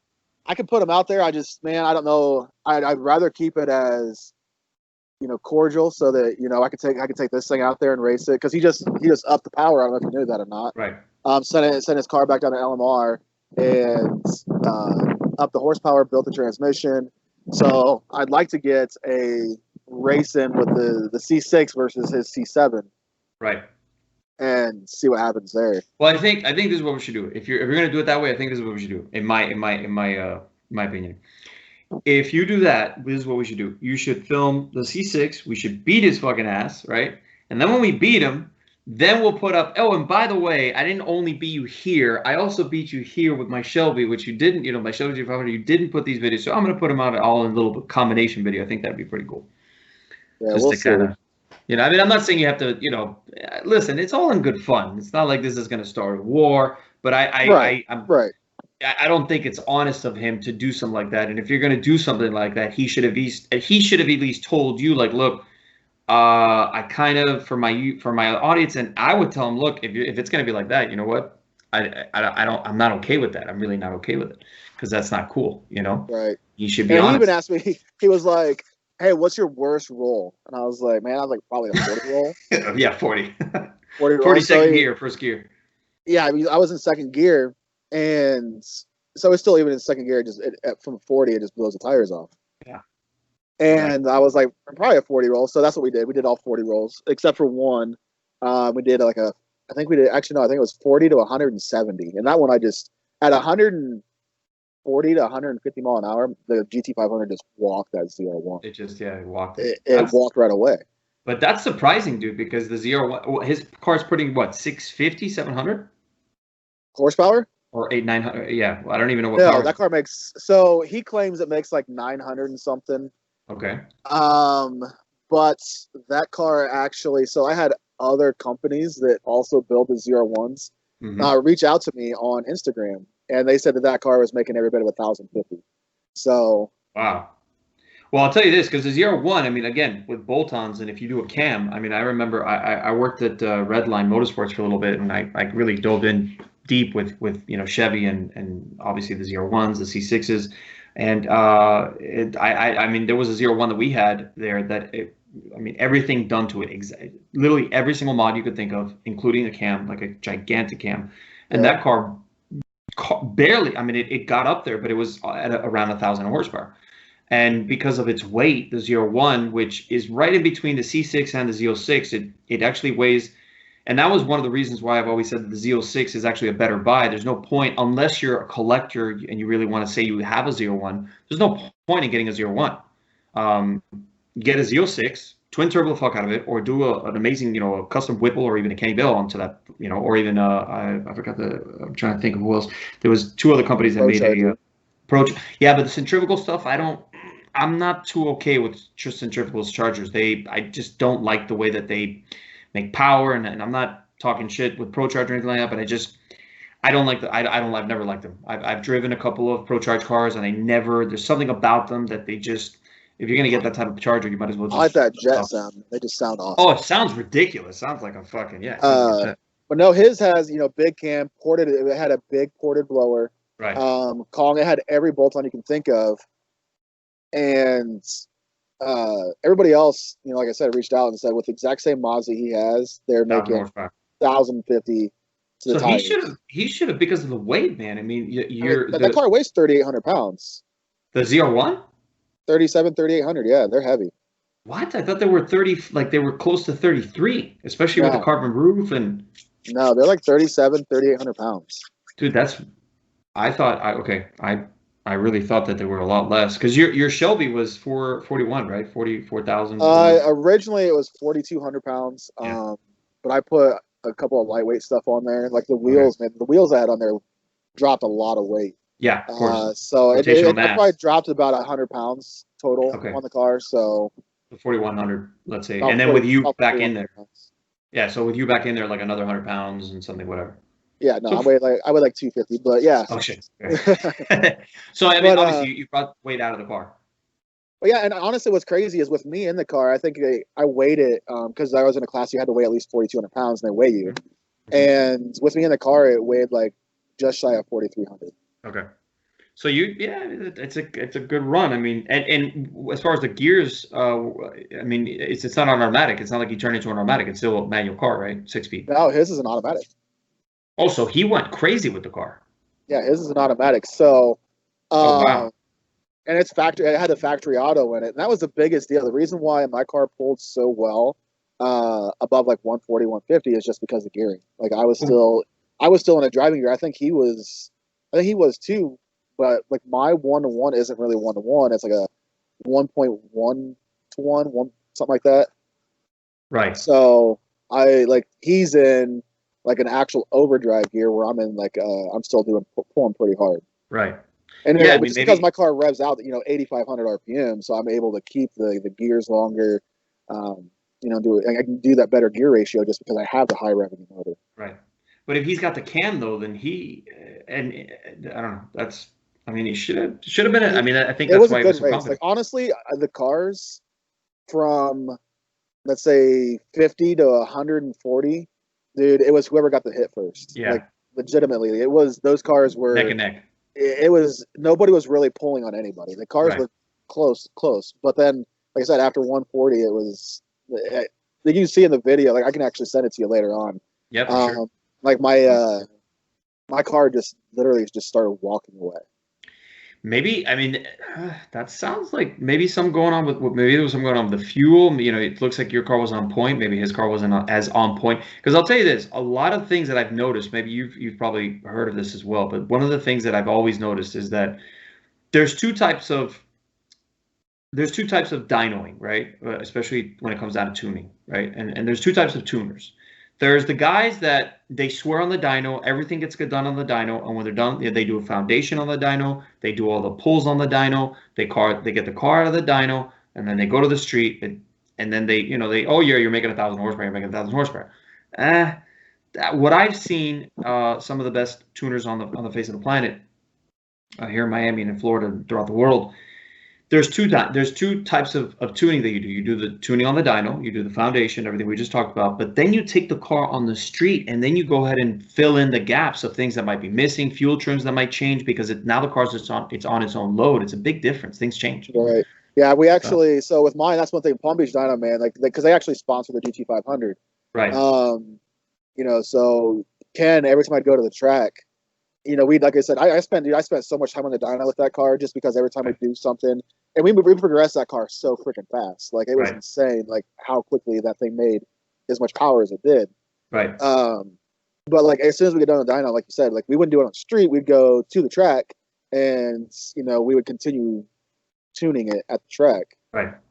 That's the proper way of doing it. And a lot of people, so it could be, I'm not trying to give him any points or anything, but I'm just saying it could be that maybe what he thinks. That's the other thing, man. I've seen this a lot. I've seen a lot of people that have money throw the book at the car, right? They pick up the car. They've never been in a 900 horsepower car. They've never been in anything that's above maybe 550, 600. So what a lot of these companies will do is that they will actually tune the car, and the car might on the dyno make 900, but they'll go ahead and, you know, they'll break down the fuel trip. They might take some horsepower out of the car when they give it to the client.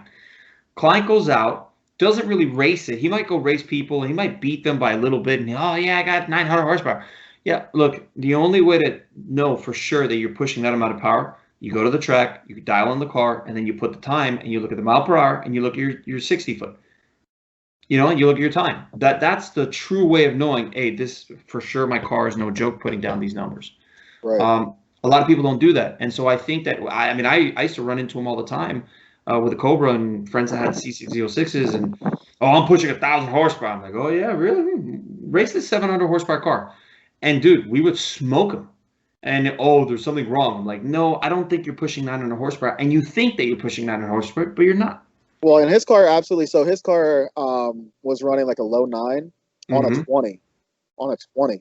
Yeah, so that car is definitely making power. Right. And I think he said, I wouldn't say low 9, but not like a 9. I think it's what he said was 9.3, but it was trapping like 151, 152 mile an hour. Okay. So the car is definitely making the power then. Yeah, it's definitely making the power. But my car, we couldn't get a 60 foot. I don't know how much you know about the DCTs and the GT500. It's a pain in the ass. It's a huge pain in the ass. We don't have any tuning on them right now. Right. So if you get a 1.6 60 foot, you're doing damn good. Ken just got his car. He got his car to the track yesterday, and he was able to get a 1.5 60 foot, which is phenomenal. It's insane for these cars. Right.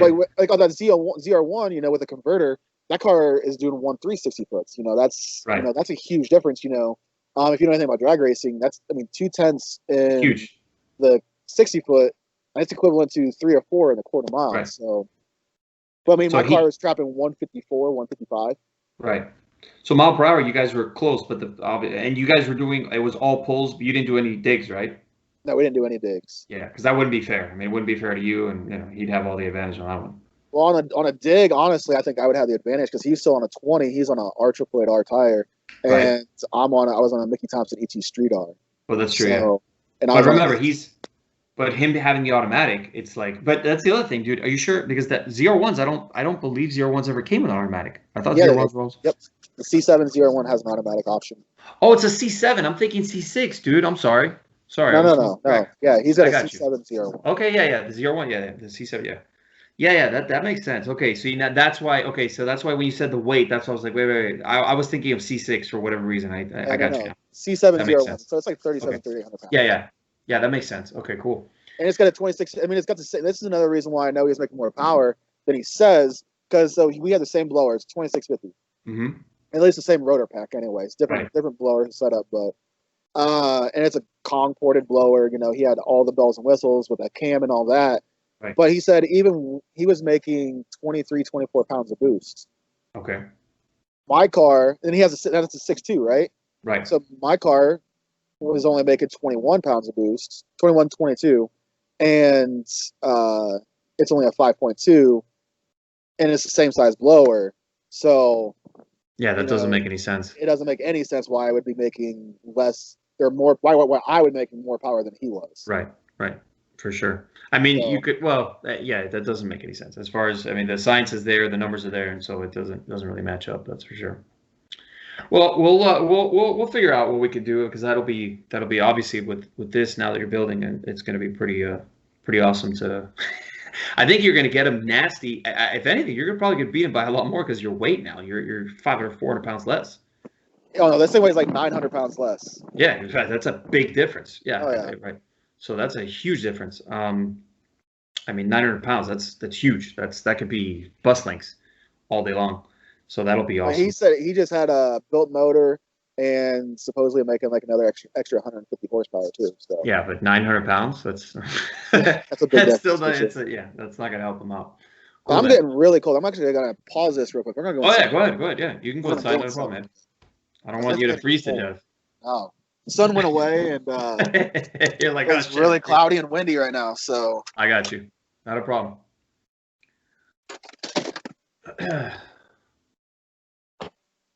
I like your next question to me. So it's obviously favorite cars you've driven, owned, and why. Yeah.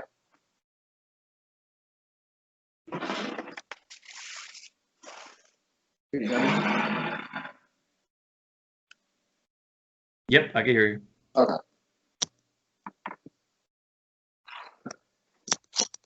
So, yeah, man, that's a great question. So, favorite cars, man, that I've driven. I'd have to say it's a nice little list of that. Let me see. Well, one of the most iconic cars I've ever driven was a Ferrari F40, which was that was a pretty special thing. I had a friend of mine who had a nice little collection of cars. This is one of the cars he had got earlier on before they went into the $1 million price tag.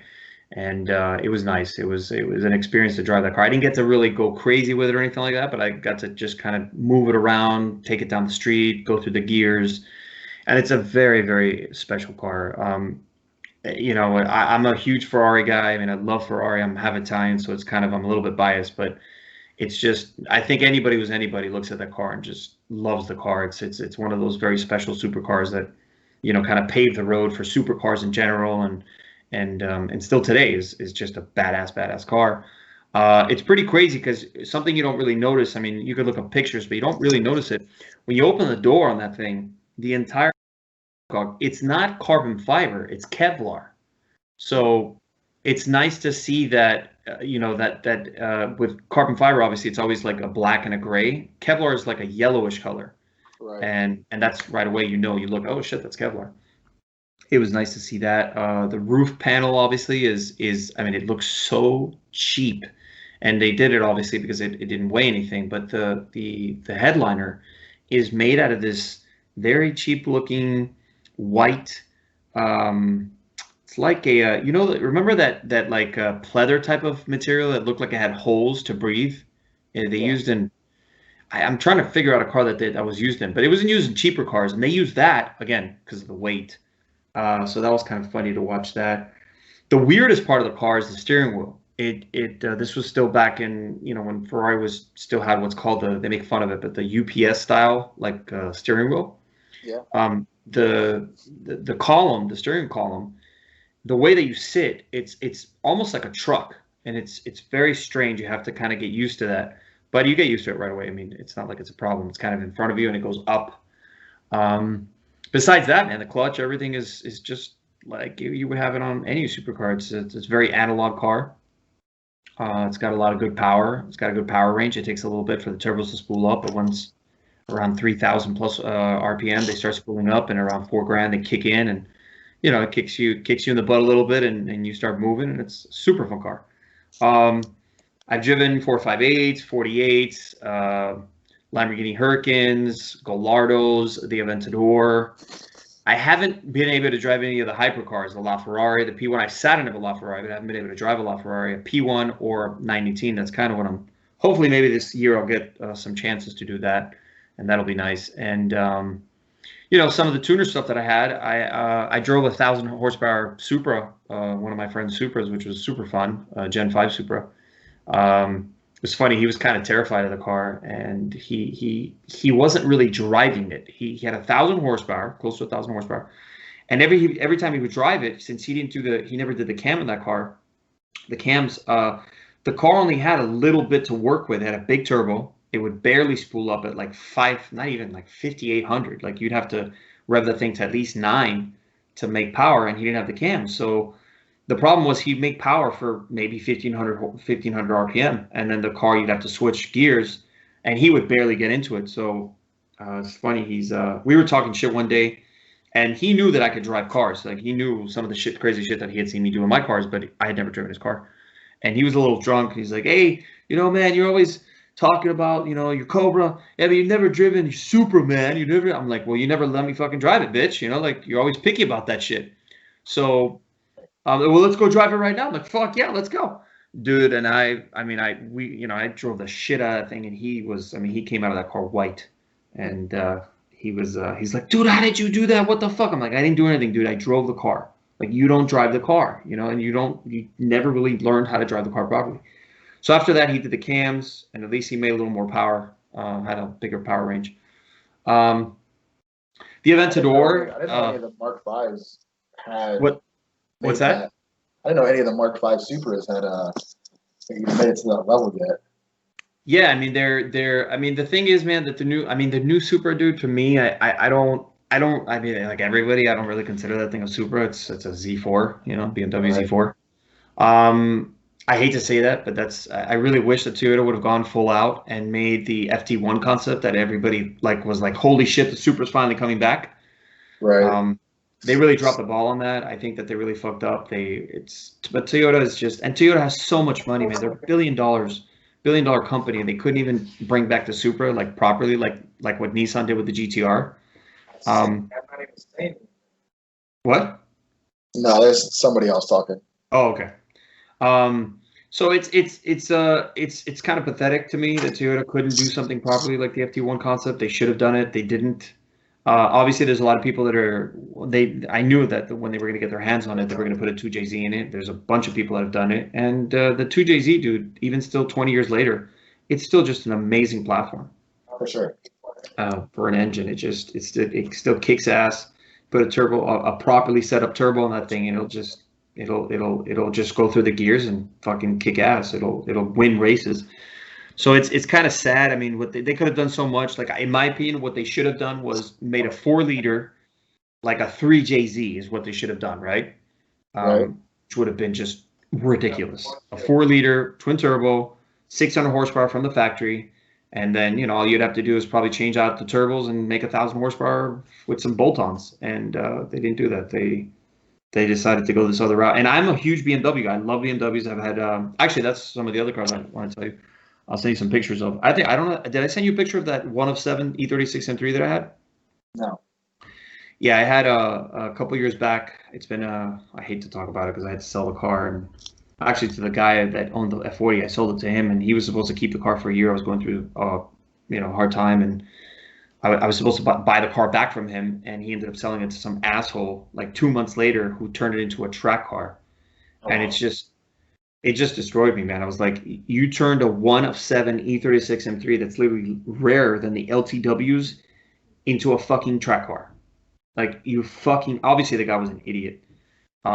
Worst part of that story was that it was at the shop that I was actually, I was dealing a lot with the shop. It's a shop over here in Miami. Very cool people called TLM. They do a lot of track racing with Porsches and BMWs. And it was there. I was there. Talking to a friend of mine because we were gonna set up some. I was gonna bring some clients to him to do some of the Cup 911 Cup car racing that he does. And I see my car there, and it wasn't my car anymore, but I see the M3, and I'm like, fuck, like that's my car. Like, what the fuck is it doing here? And he kind of looked at me, and he didn't want to tell me. He's like, oh, it's a client, and he's in here. I'm like, dude, all you do is track racing. What is the car in here for?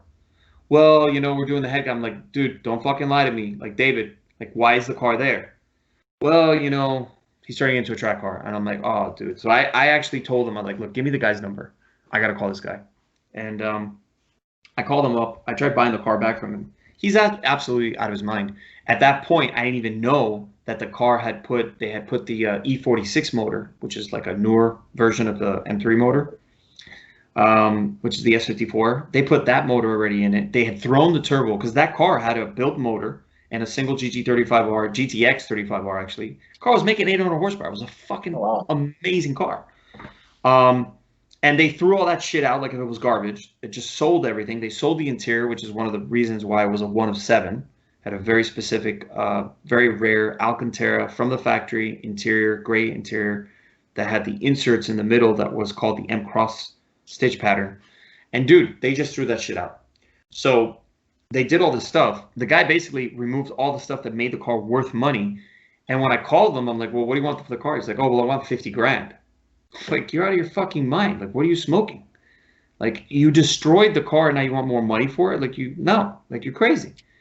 Well, what's your offer? I'm like, dude, I sold the car for 18. If you want, I'll give you 20. Like, that's what it's not even worth that. I have to put, if I buy the car back, I'm going to have to put at least another $20,000 to buy back all the shit that you sold. Oh, no, you're crazy. And I'm like, okay, you know what, fuck you.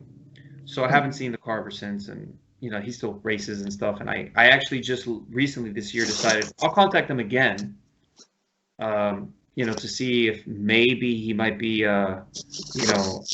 maybe he might be selling it again for a little bit. Now he wants 70,000. So I'm like, all right, you're crazy. So those are some of the cars. I mean, we could be here talking for 2 hours about that. I don't want to go crazy with it, but those are some of the cars. The F40 was amazing. It was really a just insane car. And the Aventador, I'll tell you this, Aventadors are super heavy, right? They're almost as much as your Shelby, 4,200 pounds. Oh, wow. But, dude, that thing pulls like a fucking freight train. That V12, that 6.5 V12, it pulls. I mean, I couldn't believe how much it felt like a 900 horsepower car, if that makes any sense. So that was 700, don't they? Yeah, they make barely 700, but the way that it collects the speed, and because of the mass of the car, I think it just feels like so much more. Very fun car to drive. It's an Aventador. It's a Lamborghini Aventador. Now, if you ask me, would I rather have a Hurricane? I think that I would prefer, like an underground 3,500 horsepower for sure all day long. I'd prefer the Hurricane because it's a lighter car. The four-wheel drive system on the car is a little bit different than the one that's on the Aventador. It's pretty amazing because it's more rear-wheel drive bias. You could play around with the car a lot. You could put it sideways, drift it, really kind of throw the car around more than you can in Aventador. Aventador is just like a tank that's stuck to the ground, and it's just, it does what it does good, which is pull in a straight line. I have a buddy who just bought an Aventador. Oh, really? Yeah. Yeah, it's which one? Like any specific one, like an SV or anything like that, or just regular? I think it's just a base Aventador. Okay. There's one that looks just like it though here in town. It's an NSV, and that thing is sick. Yeah, they're really amazing cars. But I'd say that most people that get into that car, it's a very daunting car. When you get into it, you realize that you really got to know your dimensions in that car because it's so wide, and you sit so low that it's hard. You do a lot of that reaching over to see the front end when you're trying to park. Not me, but I'm saying most people would. So it's a car that I think takes a lot of getting used to make sure that you know what you're doing. And there's a lot of people that obviously don't do that. They just buy it to say, oh, I got an Aventador. But yeah. Let me see here. I'm going to go to the next question. So I think we kind of went over it, which was what type of activities do you use your high performance cars besides, quote unquote, besides circuit racing, drag racing. Obviously for you, it's mainly street racing and drag racing, right? For the most part, yeah. Okay. And you're going to be doing the same thing with, I mean, the C6 will be, I mean, are you going after any specific cars, like with the 1200 horsepower, 1300 horsepower that you're going after? Not necessarily specific cars. So if you've been on my Instagram, I actually am trying to call out like all the fast, like self-proclaimed fastest YouTubers. Right. Which is awesome. And racing all of them. So that's awesome. I think you should do a series. I think it'd be cool. Maybe we could, if that's something that I know we talked about for YouTube, we could maybe do a series where we go after everybody, and just every single episode would be going after that next YouTuber. I mean, we can do that, but it won't be until next year. Right. No, I get you. Actually, you just answered my next question. So, Lee, what type of time frame do you think you're looking at to finish the car? Be done. I'd like to have it in Texas 2K. Okay, cool. So you're going. So for sure, you're going to Texas 2K. I mean, I can't say for sure because if the car doesn't get done, right. But if the car is done, for sure, I'll be down there. Awesome. Cool. I'm going to go over to the next question that you asked me, which was, what made you want to be in the automotive sales market? It kind of was what we talked about before. It was I was already in it. I just wasn't utilizing the contacts that I had. And I decided, I'm like, look, one of the things that really drew me to it was getting involved with the owners, being able to meet the collectors because they have such amazing cars, getting to visit their collections and going there and talking shit with them, hanging out with them. That's always a relationship building type of thing that I very much enjoy, as far as doing it for my company and doing it for myself. And you get to meet amazing people like what you did with your Shelby. You know, you get to, I mean, if it wasn't for your Shelby when you had it, you probably would have never met any of the people you met. For sure. So it's a good experience as far to do that. And I think the other thing is also, obviously, I mean, the money's important too. It's you can make, some of these cars have really big commissions. The more rare cars like the LaFerraris, the P1s, and the 918, stuff like that. Some of the people out there, me myself, it's a little hard to get to that point. But I'd say that you could make, if you're very successful at it, which really being successful is just having the right contacts, because everything else is pretty much all, if you're into it, most people can do. But you have to know how to talk to people. You have to be passionate about it. There's a lot of sales guys out there, brokers, that they don't know shit about cars. They just know Aventador, 450 grand. LaFerrari, $1 million. They just know the pricing. Right. And I think it's kind of stupid. It should be a little bit more about just pricing. And let me tell you, dude, I even had 2 years ago, I'll send you the link so you can check it out. I didn't have it on the link I sent you. I even had access to a McLaren F1. They were asking, I think it was 12 points. It was close to 13 million for that specific car. It was a car that had 2 owners. It was a pretty rare car. It was black with, it wasn't beige. It was like a specific gray interior. I actually have video of that car, a proof of life video, which was pretty awesome. And I had somebody that, when I got into the F1 world, sent me their McLaren F1, the LM, which I don't know if you know that car, but that's like the rarest formula, the F1, McLaren F1. It's the rarest one. They only made 5. Wow. Which is, that car is just ridiculous. But those people, again, they were talking 30. They were almost talking 917 pricing. They wanted 30 million. And I'm like, okay, well, if I come across someone that has $200 million in the bank and wants an LM, I'll give you a call. And dude, the guy was crazy. Like I asked him, like, what exactly do you want for the car? He's like, well, I'm willing to consider, 30 million, around 30 million if you can get someone. I'm like, what? He's like, what do you mean you're willing to consider? Like, if I bring you someone that's willing to give you 30 million, you're not going to sell? No, I'd have to think about it. I'm like, okay. Well, something like that, it's obviously his pride and joy. So it's harder to take somebody away from that than, like me with this Corvette. Like, I'd sell it tomorrow if somebody offered me the right amount of money. Right, for sure. Yeah, it's. I mean, a car like that, it's a one in a lifetime type of car. I get it, but some of these guys, and I asked him. I said, "Do you even drive the car?" He's like, "No. That car's sitting in a warehouse on a pedestal, rotating platform." I'm like, oh, okay, well, that's a shame. That's right. I think that's the other thing that's changed with YouTube, especially with the YouTubers now. Like, you have guys like from Daily Driven Exotics, what's his name? Damien. Mm-hmm. they're all kind of changing the way that people should be using these cars. You know, like Stradman. Dude, do you know the Stradman got a fucking Bugatti now? Yeah, he's supposed to race street speed. No Bugatti way. versus the 01, yeah. With the Bugatti? Yep. Oh, dude, I don't even like how the fuck did that happen? Like he just jumped from the Hurricane and there's Bugatti. I'm like, what the fuck? Like what? It's like, dude, we gotta. He had an Aventador and yeah, he had the Aventador, he had the Hurricane.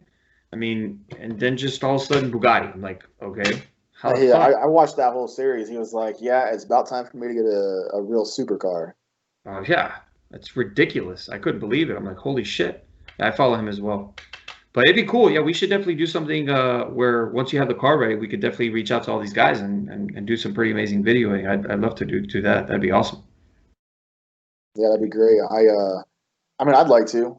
Some of these guys are just so hard to get a hold of. I know. Well, I have access to not the you have access to the guy from that racing channel, but I have a good friend of mine who's building a crazy Fiat. I'll send you some pictures of it. It's not what you think. It's a ridiculous Fiat from back in the 70s, but it's a insane car. He knows a guy from 1320, so maybe we can get everybody together and do like this ridiculous, insane thing where we go to Texas, UK, and then go to all the different states. It'd be cool. I mean, the car is definitely going to kick ass. So right. Yeah, I actually had Fred and the guys from 1320 came to an event here and did a whole series on my car. Oh, they did? Yeah, on the Gt500. Awesome. So then you know them already. All right, cool. Yeah, I mean, it like you said, it's hard to get in contact with these guys, but I mean, it's not saying that I can reach out. I don't have his number or anything. So, right, but I know who you are, you know? Yeah, I mean, he knows who I am. Right. And then the guy at I talked to Justin from horsepower obsessed? No. Oh. No. From Stank Killer. Oh, Stank Killer. Okay. He does all the what is it? Streetcar takeovers. Okay. So I actually went to I think five streetcar takeovers this summer. Nice. They had that many? Oh, he had more than that. I didn't make it to all of them. Shit. What do they do it every month? He does about one a month, yeah, if not more. Shit. Dude, we got to get in contact with him. Every 2 weeks or so. That'd be awesome. Well, I told you I have the car event that I do down here in Miami, so we could definitely, once you have the car up and running, we could definitely do some really awesome stuff. I mean, down in Miami, that's a long drive. I know. But, you know, we could figure something out. Maybe we could, I mean, I'm trying to figure out some, there's a girl that I had on, she's great. She's into the rallying, like all the rallies that are going on in the country. So I told her that maybe we could, you know, coordinate something where we would go, she'd come down here and then vice versa. We'd go up, you know, back to where she's from, which is Texas, which is pretty awesome. And she's doing some cool things over there as well with this. She was just at the track of Super America. So she was doing some, she's coordinating some pretty cool stuff. And then there's a huge car show, which I'll invite you to as well, man. It's going to be at the end of this, obviously not this year because it's almost over, but next year. So we have about a year to plan. It's going to be like a huge event that we're trying to get pretty much everybody from all the states, car guys, car girls from all the states, and we're going to meet at this in the middle over there by Chicago. I got to get all the logistics and all that going, but Chicago would work for me because that's like 3.5 hours. Right, that's not that far from me exactly. Awesome, man. Well, I think we covered everything. We you know, we did pretty good. 2 hours. That's a pretty good podcast. Trying to see here, last question that you had asked me. We kind of went over. It was, you know, will you be modifying your cars, this, that, whatever? Obviously, we kind of went through that. So that was my last question to you. Okay. So yeah, man, I really appreciate you being on the podcast. It's been great, and I hope that you know you have, well, I don't want to say good luck because you already have a good platform, but I'm saying I hope that the build comes out exactly the way. Do you have any plans at all to maybe change the turbos if they don't do exactly, like if they don't, you know, if they're not as efficient as you want them to be? So I'm actually as a side gig, I'm a dealer for Comp Turbo. So if it comes down to it, I mean, I won't have any problems making the turbos bigger. The only problem is I don't want to have, because it's a street car, I really don't want to have any more lag because on the street, I won't be turning it up that much anyway. Right. So I don't see any real reason to go much bigger. The only reason I might go to like a billet ball bearing setup, so I can get quicker spool times. Exactly. And right now, I mean, it still spools. I mean, 3,500 RPM, so that's not that bad. That's pretty good. Yeah. That's what I did with the with my E36. What I had done was that when we had to do a drivetrain transfer from the older E36 that I had, because that had the built engine, and put it into the new car. We removed the all we did is just remove the impeller. So that's why it went from a GT35R to a GTX, because it had the billet impeller. That by itself removed almost 800 RPM from the RPM that I had before. So we cut 800, almost 1,000 RPM lower than what it used to spool. So it makes a big difference. It makes a huge difference. Yeah. Yeah. So I mean, if I have to, I will. I really don't plan on putting a lot of money into this car. Next year, probably, I don't know, October, I want to get into like a twin turbo R8. Okay. Nice. So that would be fucking awesome. Yeah, right. That's my next level goal. shit.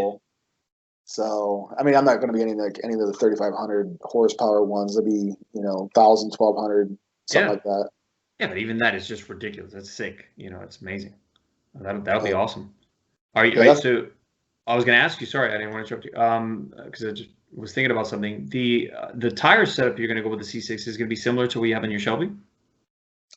It'll be similar, yeah. So for street use, it'll be a 17-inch rear with a ET Street R. Nice. Yeah, so you can make that thing hook. Yeah, so I mean, but on this track, I want to do a 15-inch conversion on it. I will put the money into that. Cool. And just to get it to really hook on the track. The problem is, man, these C6 Corvettes are just so expensive to modify. Yeah. So if anything breaks, drivetrain on the driveline on these things is not the strongest. Right. And they break pretty easy on the track. So right. That is that's why, most people, that's why they like rolls. They're like, I don't want to go to the track and break something.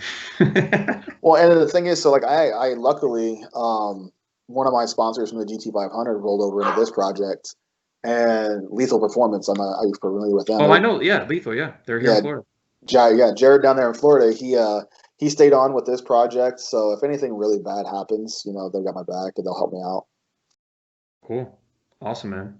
Awesome. Yeah, Lethal, they've been around for a while. They're great. They had some of the fastest GT500s when they first came out. The was it 06 plus? They had that grabber one that was, I think they went from 8 to 1,000. I think that car, do they have that car anymore? I doubt it. They just broke the record for a Whipple 3rd gen. Nice. They went, like when I was down there, actually, same when I was down there at the track, they went 850. I want to say. Shit. In a stick car? Oh, no. So the 10R80. But dude, steel, like stock everything, stock motor, yeah, everything. So that thing is ridiculous. Right. But I thought they were only in the Mustangs. I thought that's the only thing they'd done was Mustangs. I think that's what they started with. And I think, and I'm sure that's what they started with, because like I had no idea they did anything else. And then he was like, "Yeah, man." He's like, "You want a rotating assembly? I'll get that for you. You want, I was like, "Okay." I had no idea. Yeah, you gotta branch out. I mean, I believe that for a while. I think the first couple of years they were very heavy, because that's all I remember them for was like Shelby Gt500s, the 5.0s. I didn't know that they did everything. Like you just told me that they did everything else, and I know that they probably had to expand. Yeah, I'm sure it's just it's not necessarily something that's not their bread and butter. That's not something to go out. Right. They're not trying to take the market or anything like that. It's just probably over time rubbing shoulders with all these different companies. I'm sure they just were like, hey, we can offer this. So exactly. Cool. Awesome, man. Well, Lee, I wish you, like I said, not the best of luck. I know things are going to be great, but I hope everything goes as planned, and it's been great, man. We've been here 2 hours. Can't complain, man. That's a good podcast. We talked a lot about stuff. We covered a lot of great stuff, and let's see if I'd love to see the video. Send me the video, and then maybe we can coordinate some other stuff. Maybe when you start taking the car to the dyno, we could do like a live podcast type of thing where we're there on the dyno with you. That'd be a lot of fun. All right, man. Yeah, just reach out to me. We'll see what we can do. Cool. Okay, Lee. Thanks so much, man. I appreciate it. Bye. Bye.